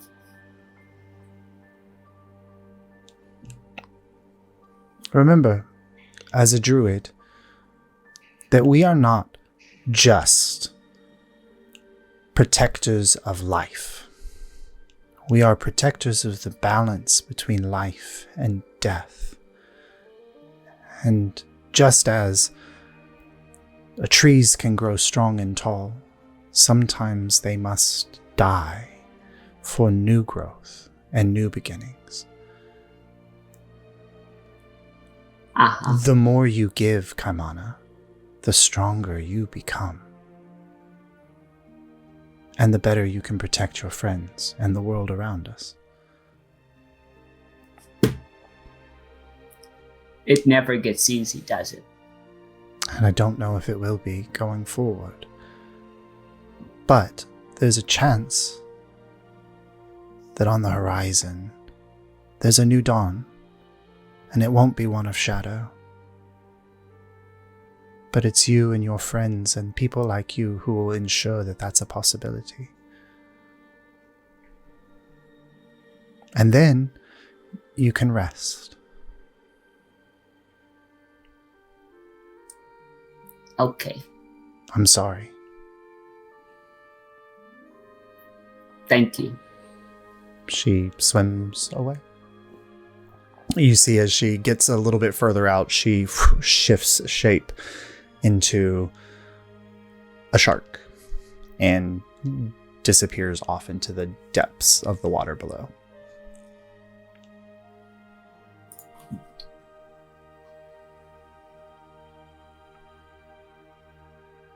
All right, I'll rejoin my friend. Okay. My friends. All right. So I rejoined. reach my hand out to Soris and I'm like, all right, I'll meet you guys on the ship. All right. So, Okay. Soris, you take your hand and you and Jury, dimension door, you appear on the ship, dripping water, a little bit from your time splashing in, but quickly drying out here on the deck. Abel, your Jury and Soris appear next to you. Sorry that took so long. Things got so much worse after you left. I don't know how you're muted, but I don't know how that happened, but they did. I think you're still muted. It's so muted. You're in awe and shock. How could things possibly get any worse? Oh, Well, buddy. they did. Let me fucking tell you. Was there another creature? Or I guess you could say it. No, We ran into Robin Goodfellow. He had some really bad news. but the contract is not up yet. Why would he seek us Well, out? Things are in motion. Yep. And I feel able in while everyone else is coming back up. Okay.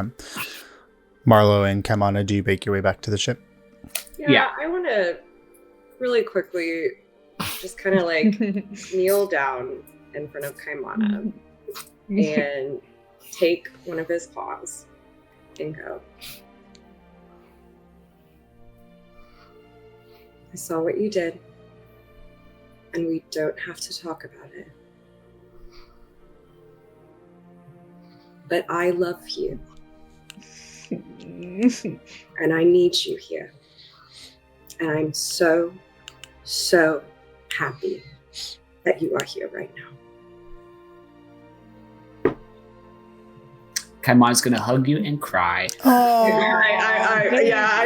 Mar also definitely fights back some tears in this moment. And where is that?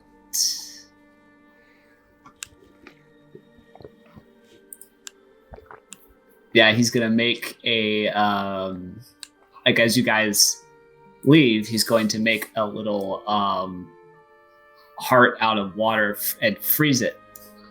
And then while we swim up, he's gonna let it go so it floats up with us to the surface. And then by the time it gets to the top, it's probably gonna have melted. Yep. Aww. Just a rising little heart. Yep. All right. So the ticket takers all rejoin back onto the ship. I assume, Kaimana, as you're rising up, you brought up the ropes. Yeah. And you are back up. It would be a couple more dives. I'd have to. That's okay. Yeah, like there's a couple moments where you regather, but you all rejoin on the ship. It's as dark as the space was, as dark as the tidings moving forward seemed to be. It's still a beautiful day in Bogtown. The sun is shining. There's the distant sound of music, maybe from a tavern or somebody on the docks playing an instrument. And as hard as it may be to know that there's so much riding on the ticket taker's decisions, it's just the gentle reminder of song on the wind of what you're fighting for as you make your way back into Bogtown. Finally, let's go to the bar. All right. So you make your way back to the Wayfarers. Oh, thank God. I think we should cast off for Nuevia as soon as possible. Yeah, I think Abel is going to be very concerned. Like, what else did he say about my mother and my father? How are they involved? What's going to happen? And we have to talk to my mom too. I have to go to Azalor. What is in Azalor? I have to save the dragon. They're counting on me. I can't not. I told them I would. I can't let them die. But I mean, they can't get into Azalor without us, right? Or it'll take longer. Judy, can you send word back to Nuevia of the fey creature and what they are warning? Perhaps that will make them a bit more alert until we can get back and help to bolster their forces. I mean, I can try to sum this up in 25 words or less, but it's going to be a little bit difficult. 25 words or less. We were having to go back to Nuevia to pick up the first mate anyway. Mm-hmm. So yeah, let's gather the pirates. First leg. Yeah. We can get there and figure out from there. Because it'll take them about 5 days to sail it. But if you all just take off on the something ticket this way comes, you could get there in 2.5 days or so. And then they could just meet you there. So yeah, we're gonna push the ship to its like. We need to go to 11. Yeah, push the Zephyr Sight crystals to 11. All right. So whatever works there is All what right. we should do. Jordan, I might suggest sending to Bolton to tell him that bad things are afoot and that the lioness and Oguan must be protected at all costs. Honestly, here's the thing. I don't 100% even trust Bolton. Like, as much as he came along with us and was on our side, we barely even know him. Then Alyria. I think we can only trust people within the royal family themselves. Oguan, Lioness, Alyria, those kind of people. Then message Alyria. I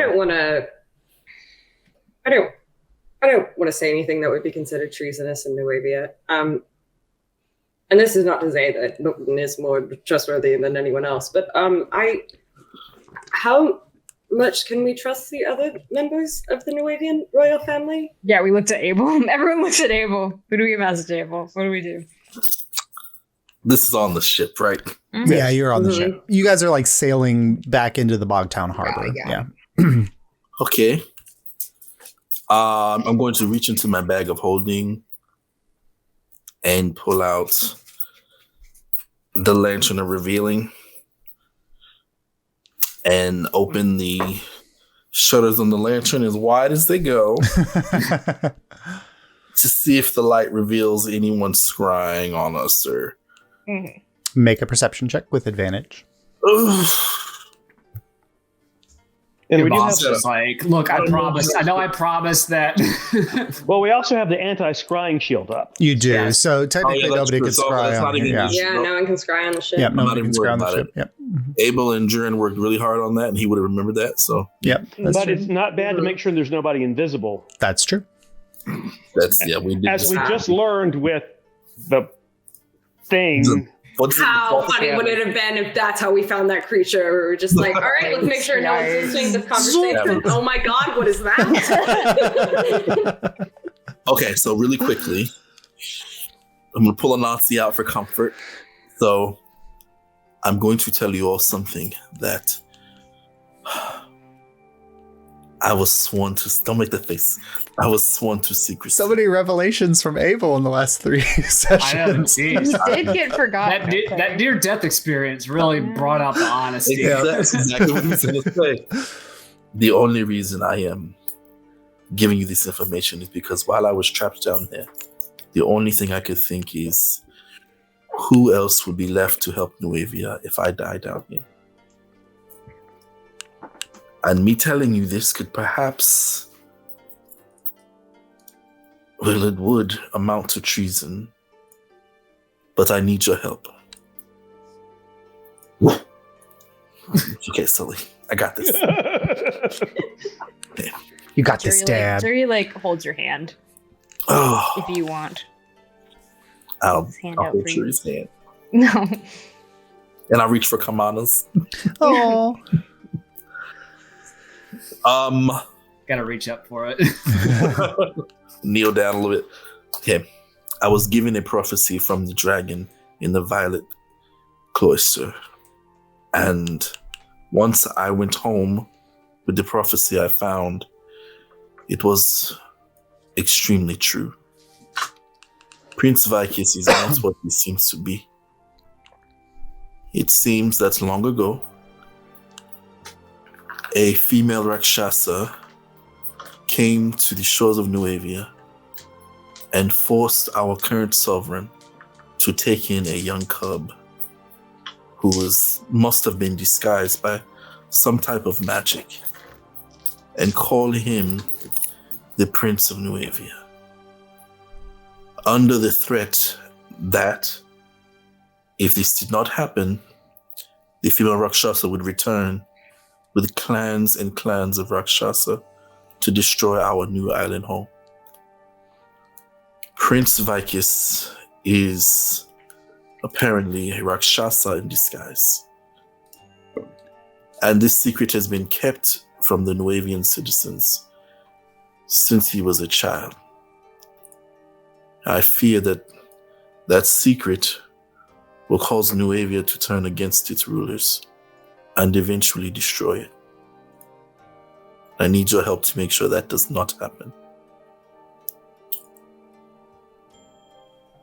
Of course, Abel. I know how hard it must have been for you to hear all of that and think you have to bear that by yourself. Thank you, Judy. At this point, I am less concerned with what happens to me, but I don't see this truth coming out and our sovereign not suffering the consequences one way or another. I can understand why they, including my mother, made the decisions that they did, but keeping the secret will only turn the people against them. And we need to find a way to make sure that does not happen. The truth always comes to light, Abel. It's just how much damage it does in the meantime. That's what I'm afraid of, Judy. How did it go on for this long? Like, how has no one noticed this before? Well, Vicus has always been kept away from the public. He's always been sick since we were small children, so a reclusive young prince, it's fairly easy to keep the truth hidden. With I advantage, grew up make with a him history and I check. never knew Mar. myself. What was that, Josh? Mar, with advantage, make a history check. Oh, I got this. Please be good. I just, jicked my hopes so bad. Please just. As if. 22. Ow. You've heard stories of creatures from beyond the veil who've wandered far from the veil. ransacking villages or attacking villagers along the way. But no matter how much they eat, the longer they stay out of the Vale, the sicker and weaker they got. You think that if he were a Rakshasa, that the illness that he has is probably because, as a Vale creature, he's been away from home for so long.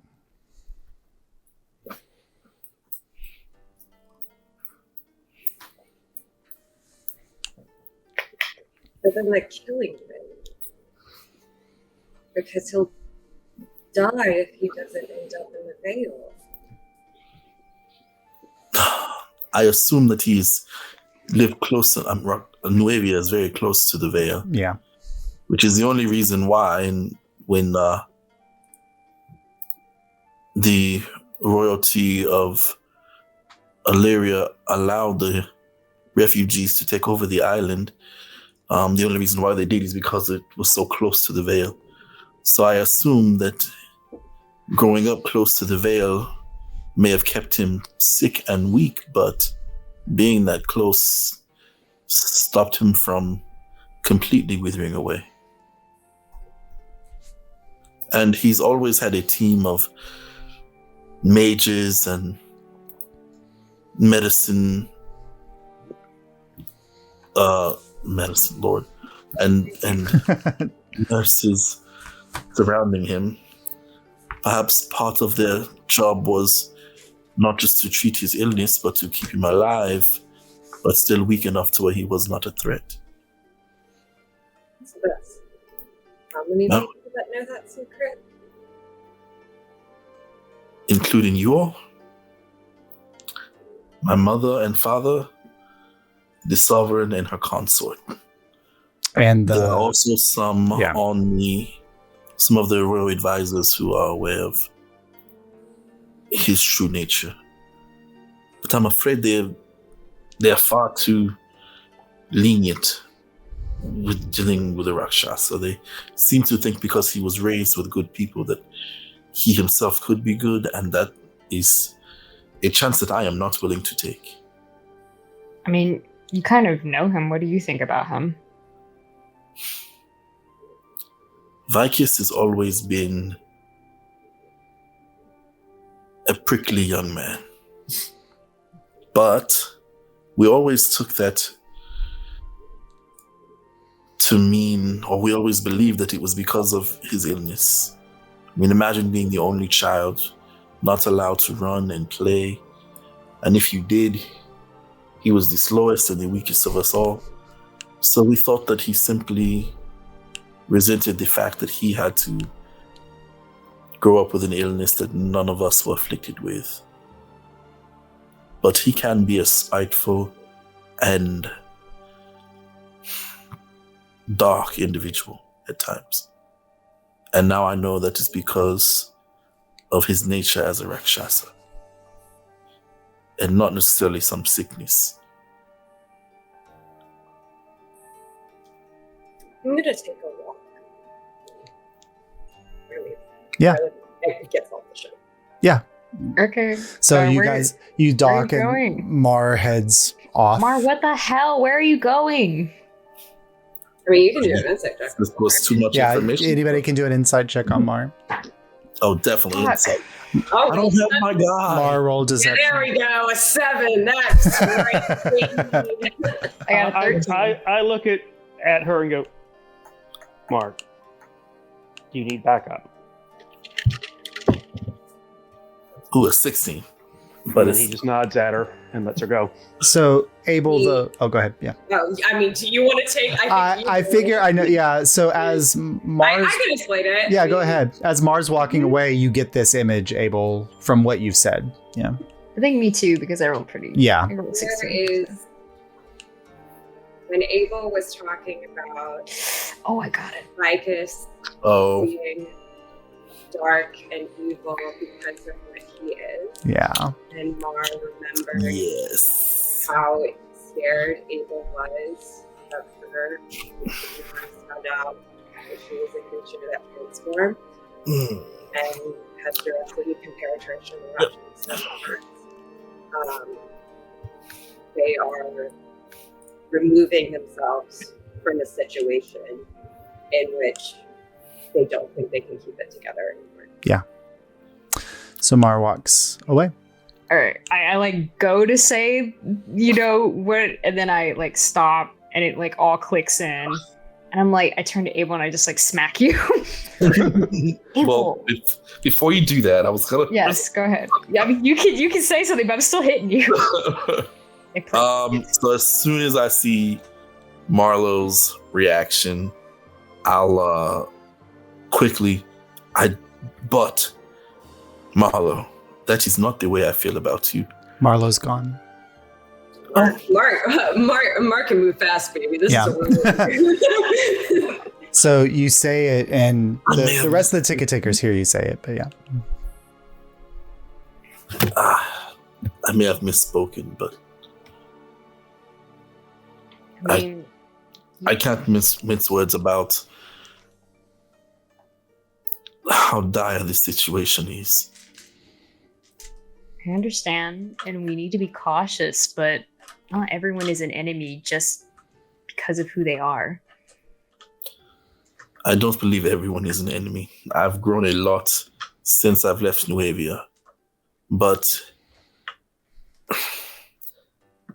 you cannot ask me to look at the greatest enemy that Nuevia has ever faced, clans of Rakshasa, and the things they have done to our people, and believe that they mean us no harm when they place one literally inches from our most powerful seat. There's no way I will ever believe that they mean no harm. And as much as I love Marlowe, feelings are the last thing I'm concerned about right now. Well, maybe you should be thinking about Nuevia as a whole other than your stupid feelings about it. And Jerry fucking storms up too. That's 2 for 2.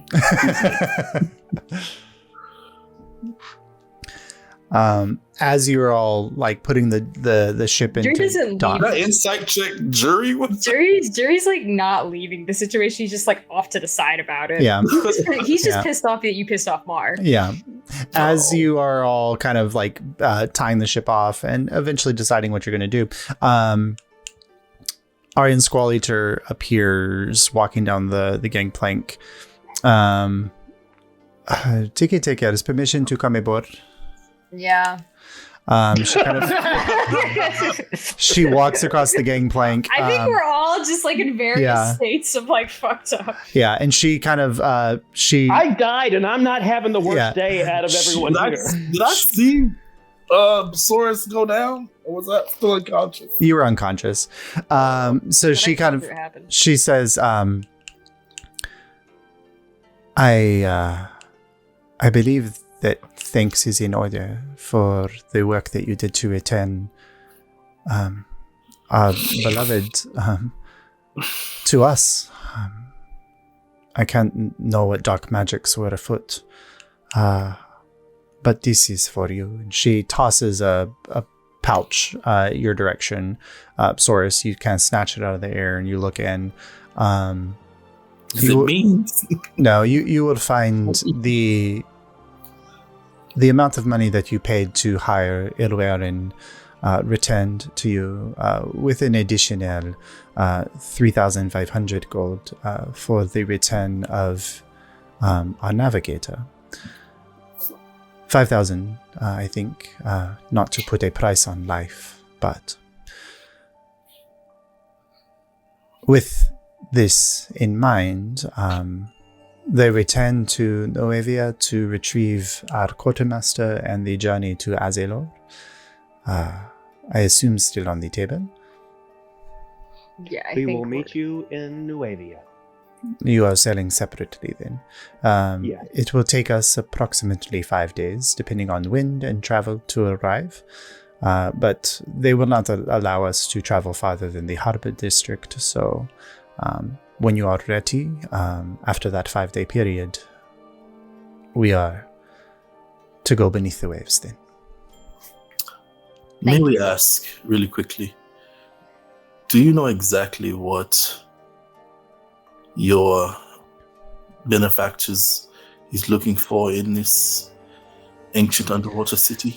Well, to not go into too much detail, the main course is unlocking the door,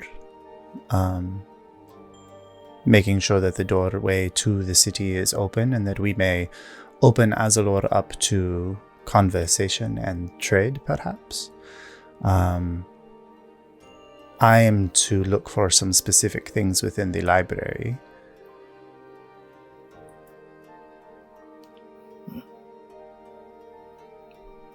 Do you believe that is safe to expose those things? Well, Azalor has kept itself locked away for quite some time. I imagine if the wrong hands were to get into their knowledge, then perhaps it could be damaging. But in the right hands, Azalor's sages are said to be the best and the brightest. They are masters of the divine art of divination, worshippers of the god of time and change.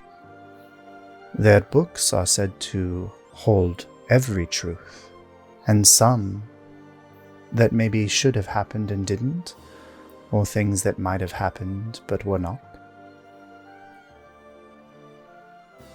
It's quite a treasure trove.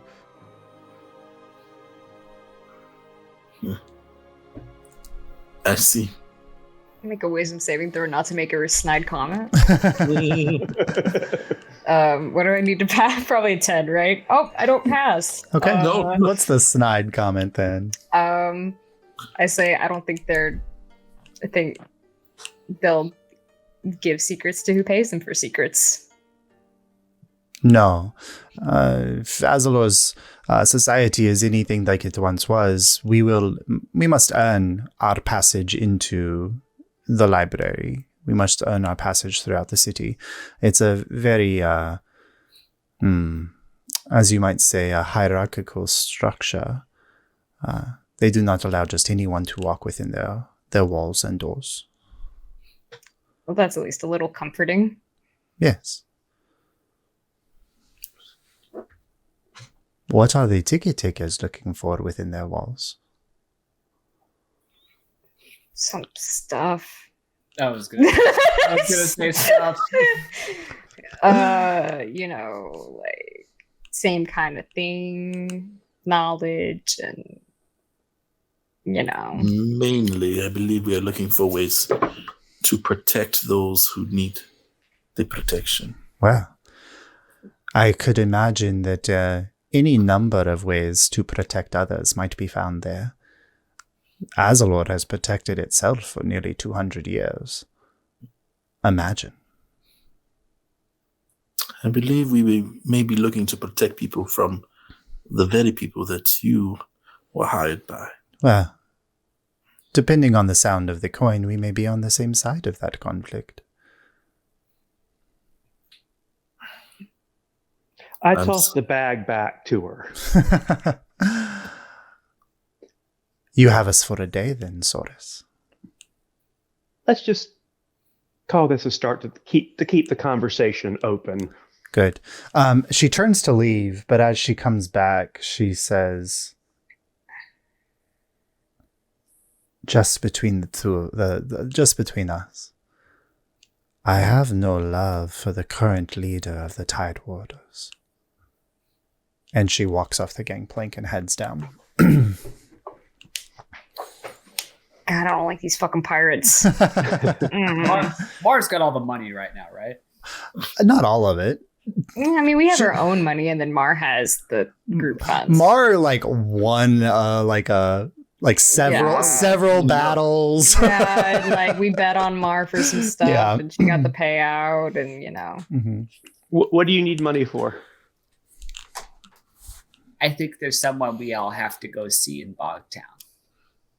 I want to leave this city as fast as possible. Oh, no, I don't want to talk to her. There's a certain fruit stand owner that Oh, deserves to know God, the I'm going to end the day on this. Oh, no. You can stay and guard the ship if you want. Is that what you were thinking about, Kamana? Someone has to tell her. Okay. Oh, jeez. And the Jonas brother. Fuck. All right, I'll go tell the Jonas brother. All right, so Jury, you make your way to the Wayfarers. Source and I'm looking for Mar while I go. Yes, make your way. I'll tell the fruit seller. Yeah. Marlo, where do you go?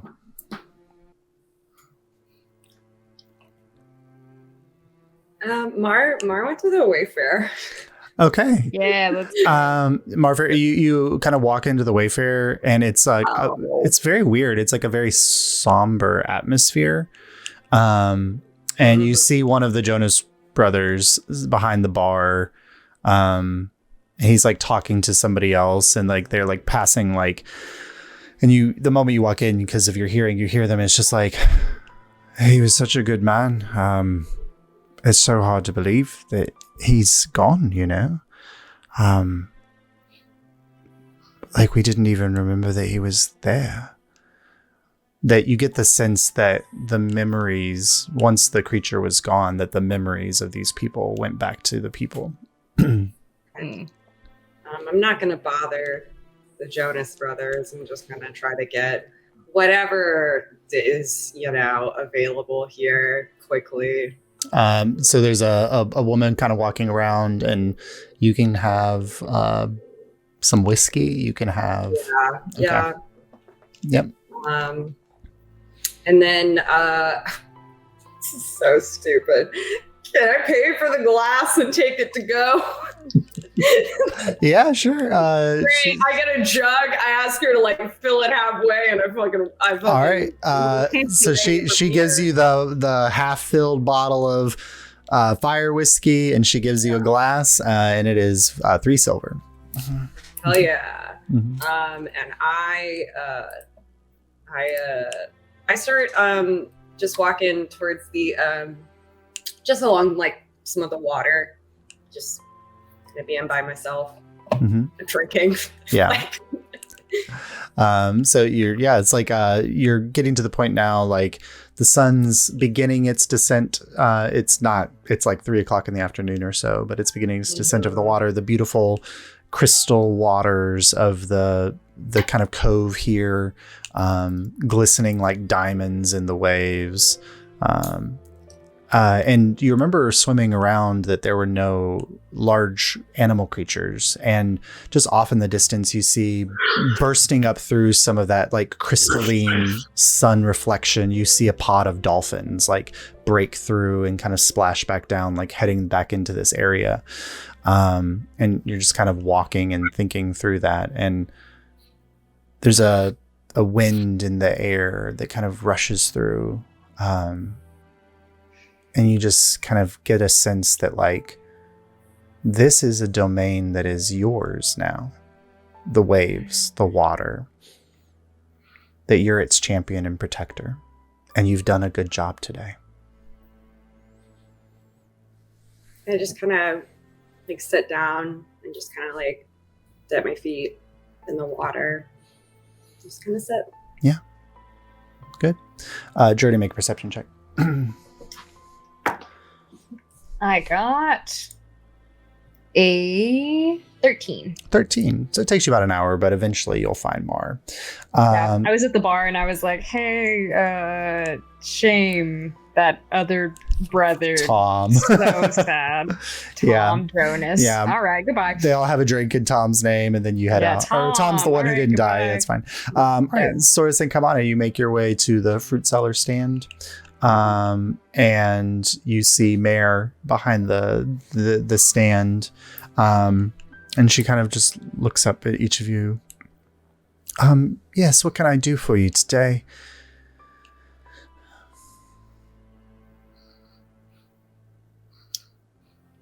We just wanted to say we're sorry about your husband. He was such a good man.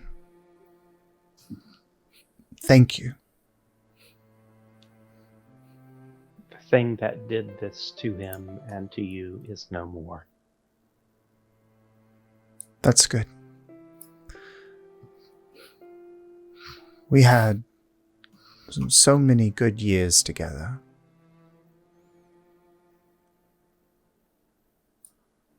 And knowing that I can continue on and with his name and remember who he was,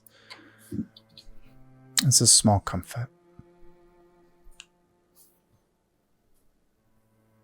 Thank you for bringing his memory back to me, if nothing else.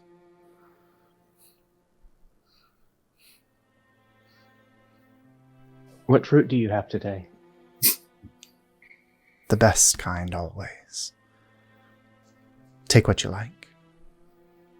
Yeah, if there's a papaya, come on. There's papaya. There's a couple. Yeah. There's star fruit, papaya, dragon fruit, like all like the tropical, warm fruits. Stays away from the watermelon this time. No. I will take a single star fruit. Okay. And I will pay her 1,000 gold for it. Wow.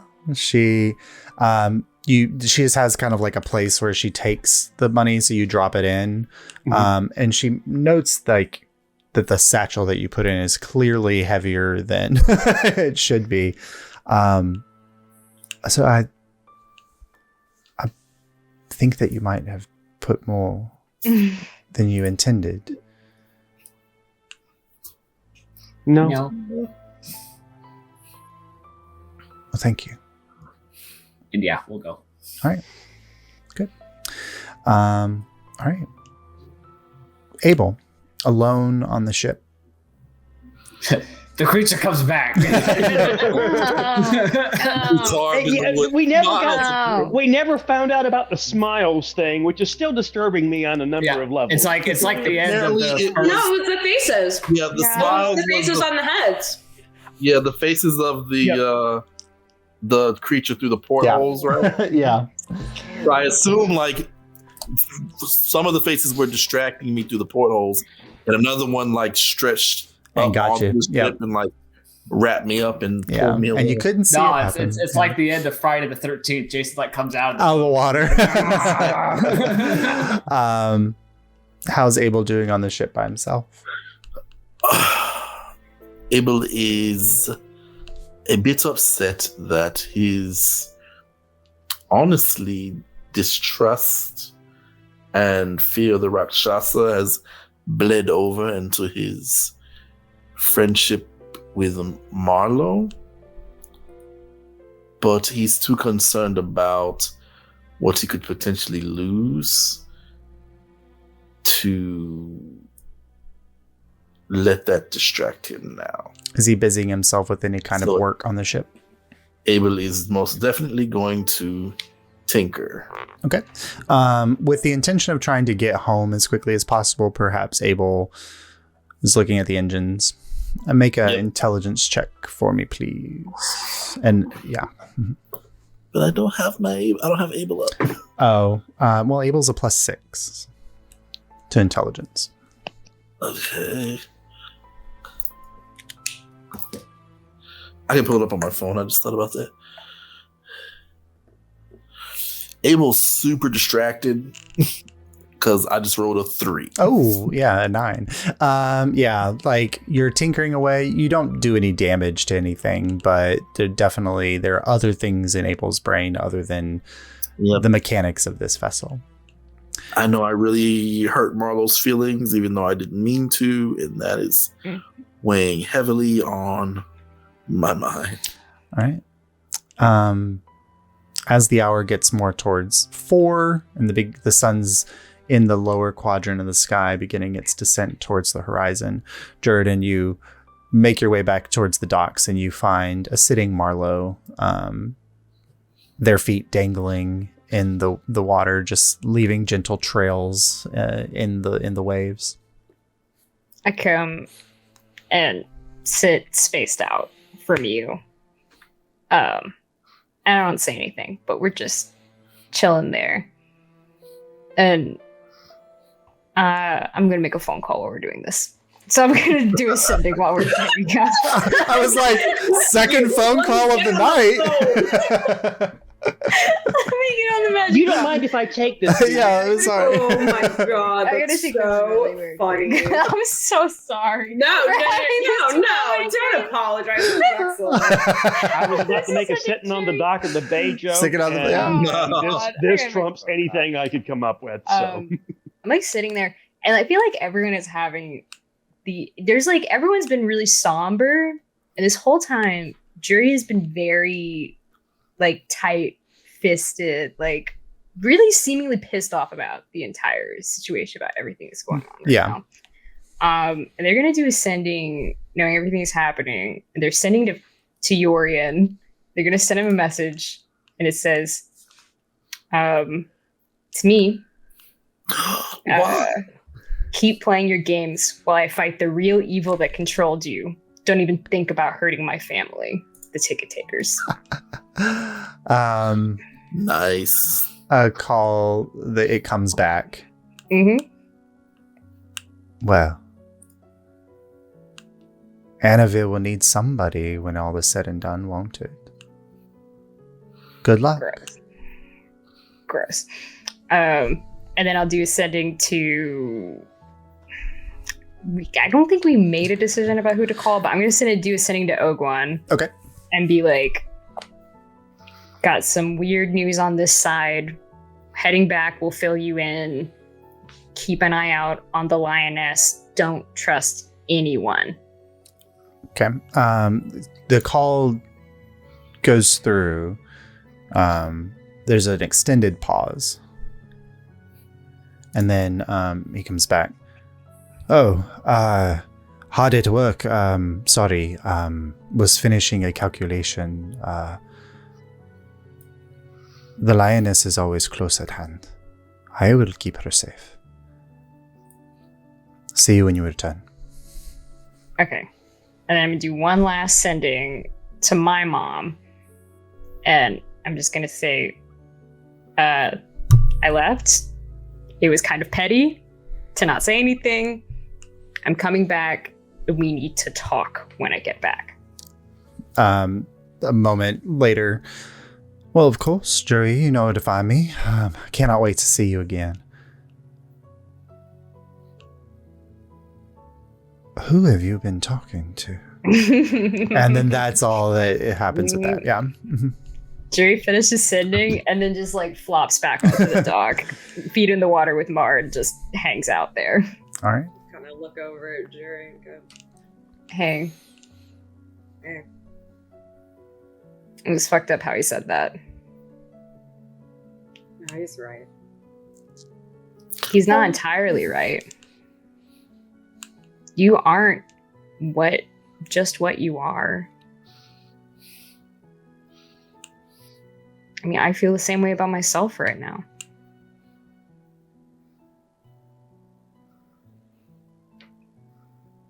At the end of the day, you're Marlowe, and that's the most important thing.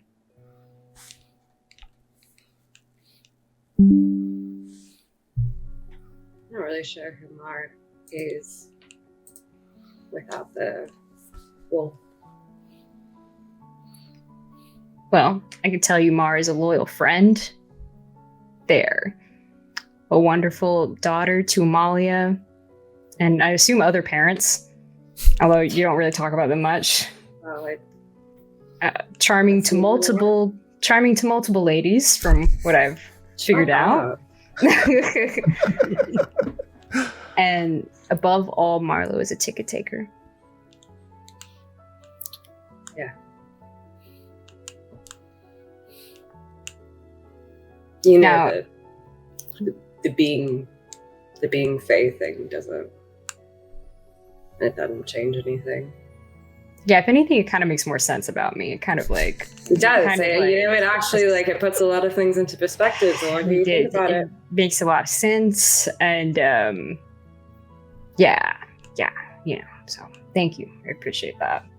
You won't be intimidated by my wonderful presence. No, now it makes sense. Where I'm constantly in awe of you. I know. It's so hard to be me. Now, Yeah, well, even if your parents suck or whatever, you got a pretty cool cousin, maybe. So. I do. And it's not that Robin, whatever the fuck guy. Yeah, that was fun, huh? Yeah. Also, the bartender told me you bought booze, so we should. Well, I just pass over the glass. Hell yes, Well, the shit's a go. My favorite cousin. Yeah. Robin, you good fella, can't do this for you, huh? Oh my God, he can't. All right. Anything else the takers would like to accomplish before you set sail? I'm gonna call back and check in with Jane. Okay. What do you say? Just,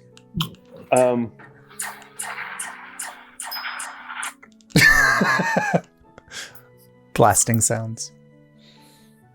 woke up this morning. No one remembered Abel.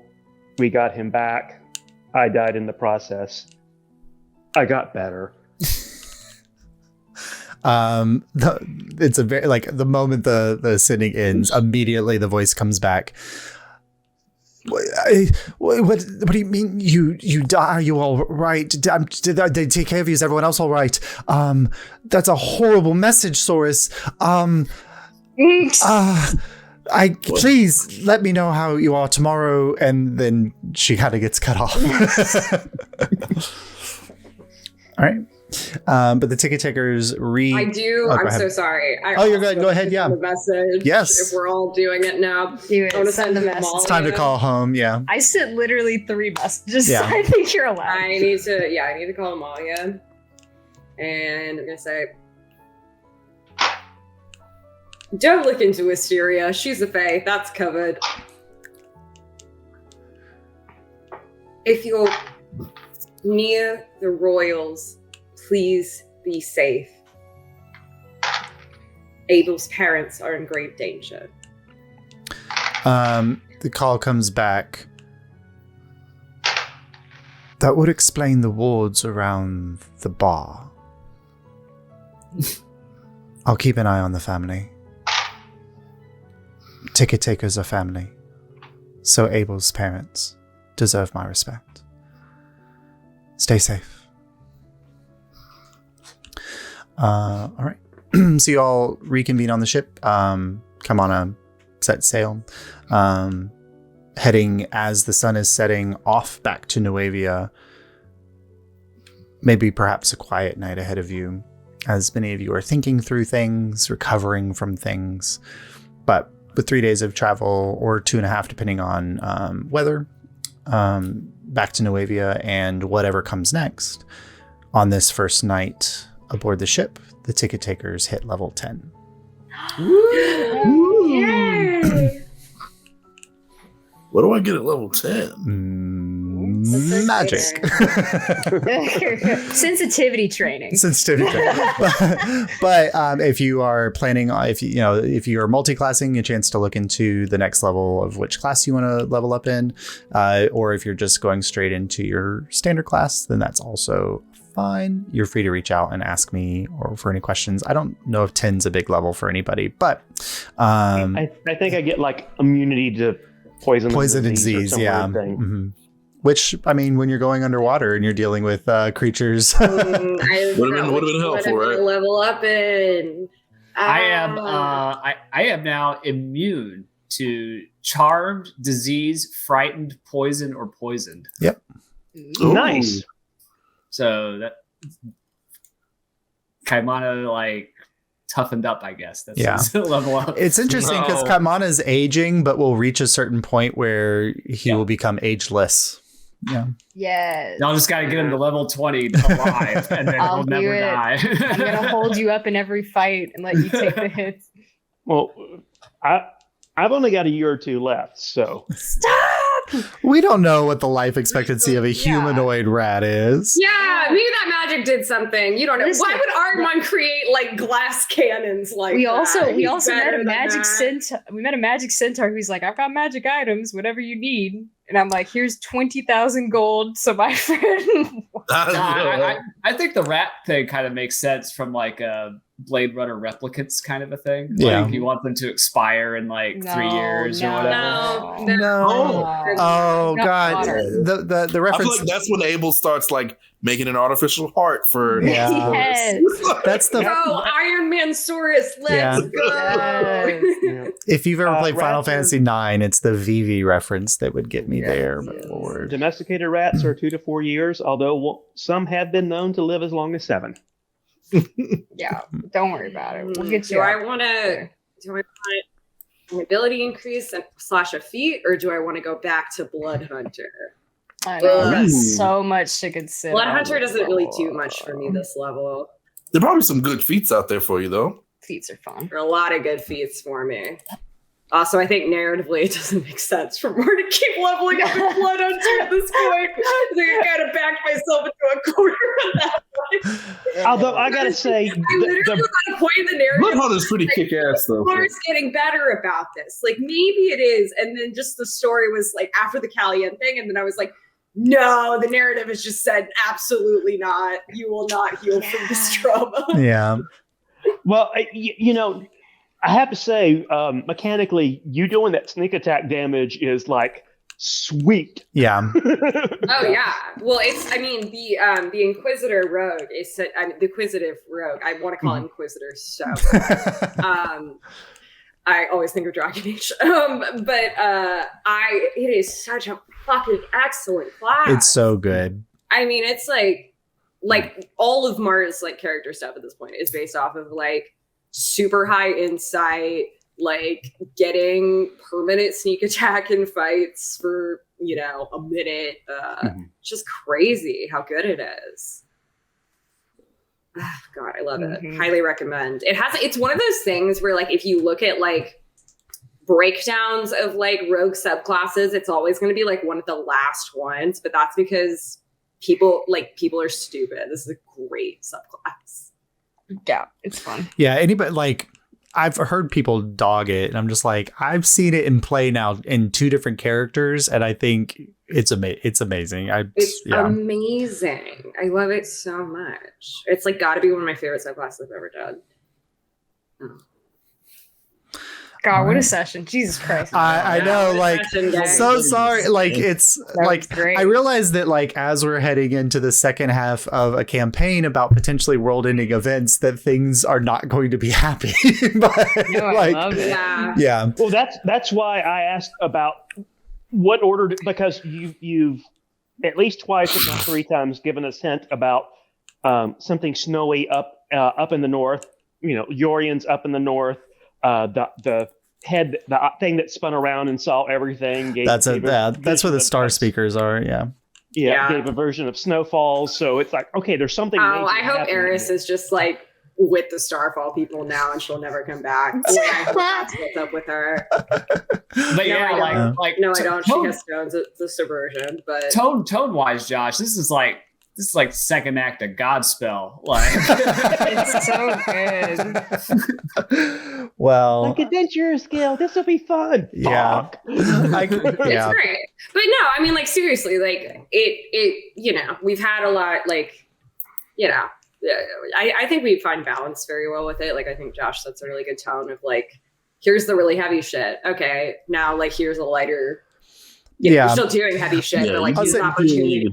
You're about to go into a community that's like separated itself from all the heavy shit for the last 200 years. So yeah, we get to go do a little stealth heist to get Jury's mom kidnapped. That's hysterical. That's one thing I wanted to clarify. Funny. Is it that Titania cannot close the Feywild until everyone's come, or she just does not want Mom. So the way that Goodfellow expressed it was that like there's a portal to the Feywild that Titania cannot close because Wisteria is keeping it fucking around. Yeah, is keeping it from being closed. So she's managed to close all the other ones, but there's one that she can't close, and it's the one that Wisteria has like built wards around to prevent it from being closed. Oh my God, that's why she's in Nuavia. That's why she went to Nuavia to sit on the Fae portal. Yeah. Oh, that's so cool. And also, no one can fuck with her in Nuavia. Yeah. Did he say how you take those words down in any way, or is it just that it's spell magic? He didn't. He just said you have to just get rid of the words. Yeah. We'd have to investigate. Yeah. that. Well, and it sounds like Amalia's already kind of like knows a bit about them, so she can Yeah. open the door. I don't know. I mean, the entire world's being engulfed by the veil. Is it fair that the Feywild gets to just shut themselves off and not deal with it? They did it last time. I would like to propose the implication that what Armand's looking for in the Library of Congress is like information on how to like close off and fight the veil, and could actually be really cool and helpful for everyone. It's just he's a dick, so he's not going to go to Noavia with that information and be like, hey guys, you guys have a giant mountain full of magical resource. Can I please use the spell to fight back the veil with this amplification? He's going to come in and be like, I'm going to fucking kill all of you. I'm going to use this mountain and I don't care.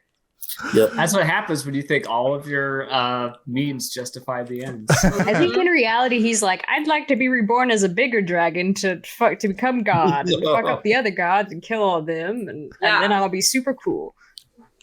And then that's probably what he wants. What's my dragon's name? Your dragon? Yeah, what's my friend's name? Naginda. Naginda, yeah. I mean, it's probably why he wants Naginda dead, is like he has an alliance of like currently alive dragons, which are none of the ones that are they're not none of them are Empyrean, so none of them are like godlike. Yeah. What was the name of the sleeping dragon that was in the cavern with the troglodytes or whatever? Oh goodness, Citrine. Citrine, yeah. We still don't know what happened to where Citrine went. Yeah, don't know where Citrine is. Yeah, maybe in a little city full of clouds, burrowing through the earth somewhere. Well, because like I feel like if Naginda was like at full strength, like that would be someone that could like actually like threaten Armand. So he's like, none of that. I don't like that. No thanks, bestie.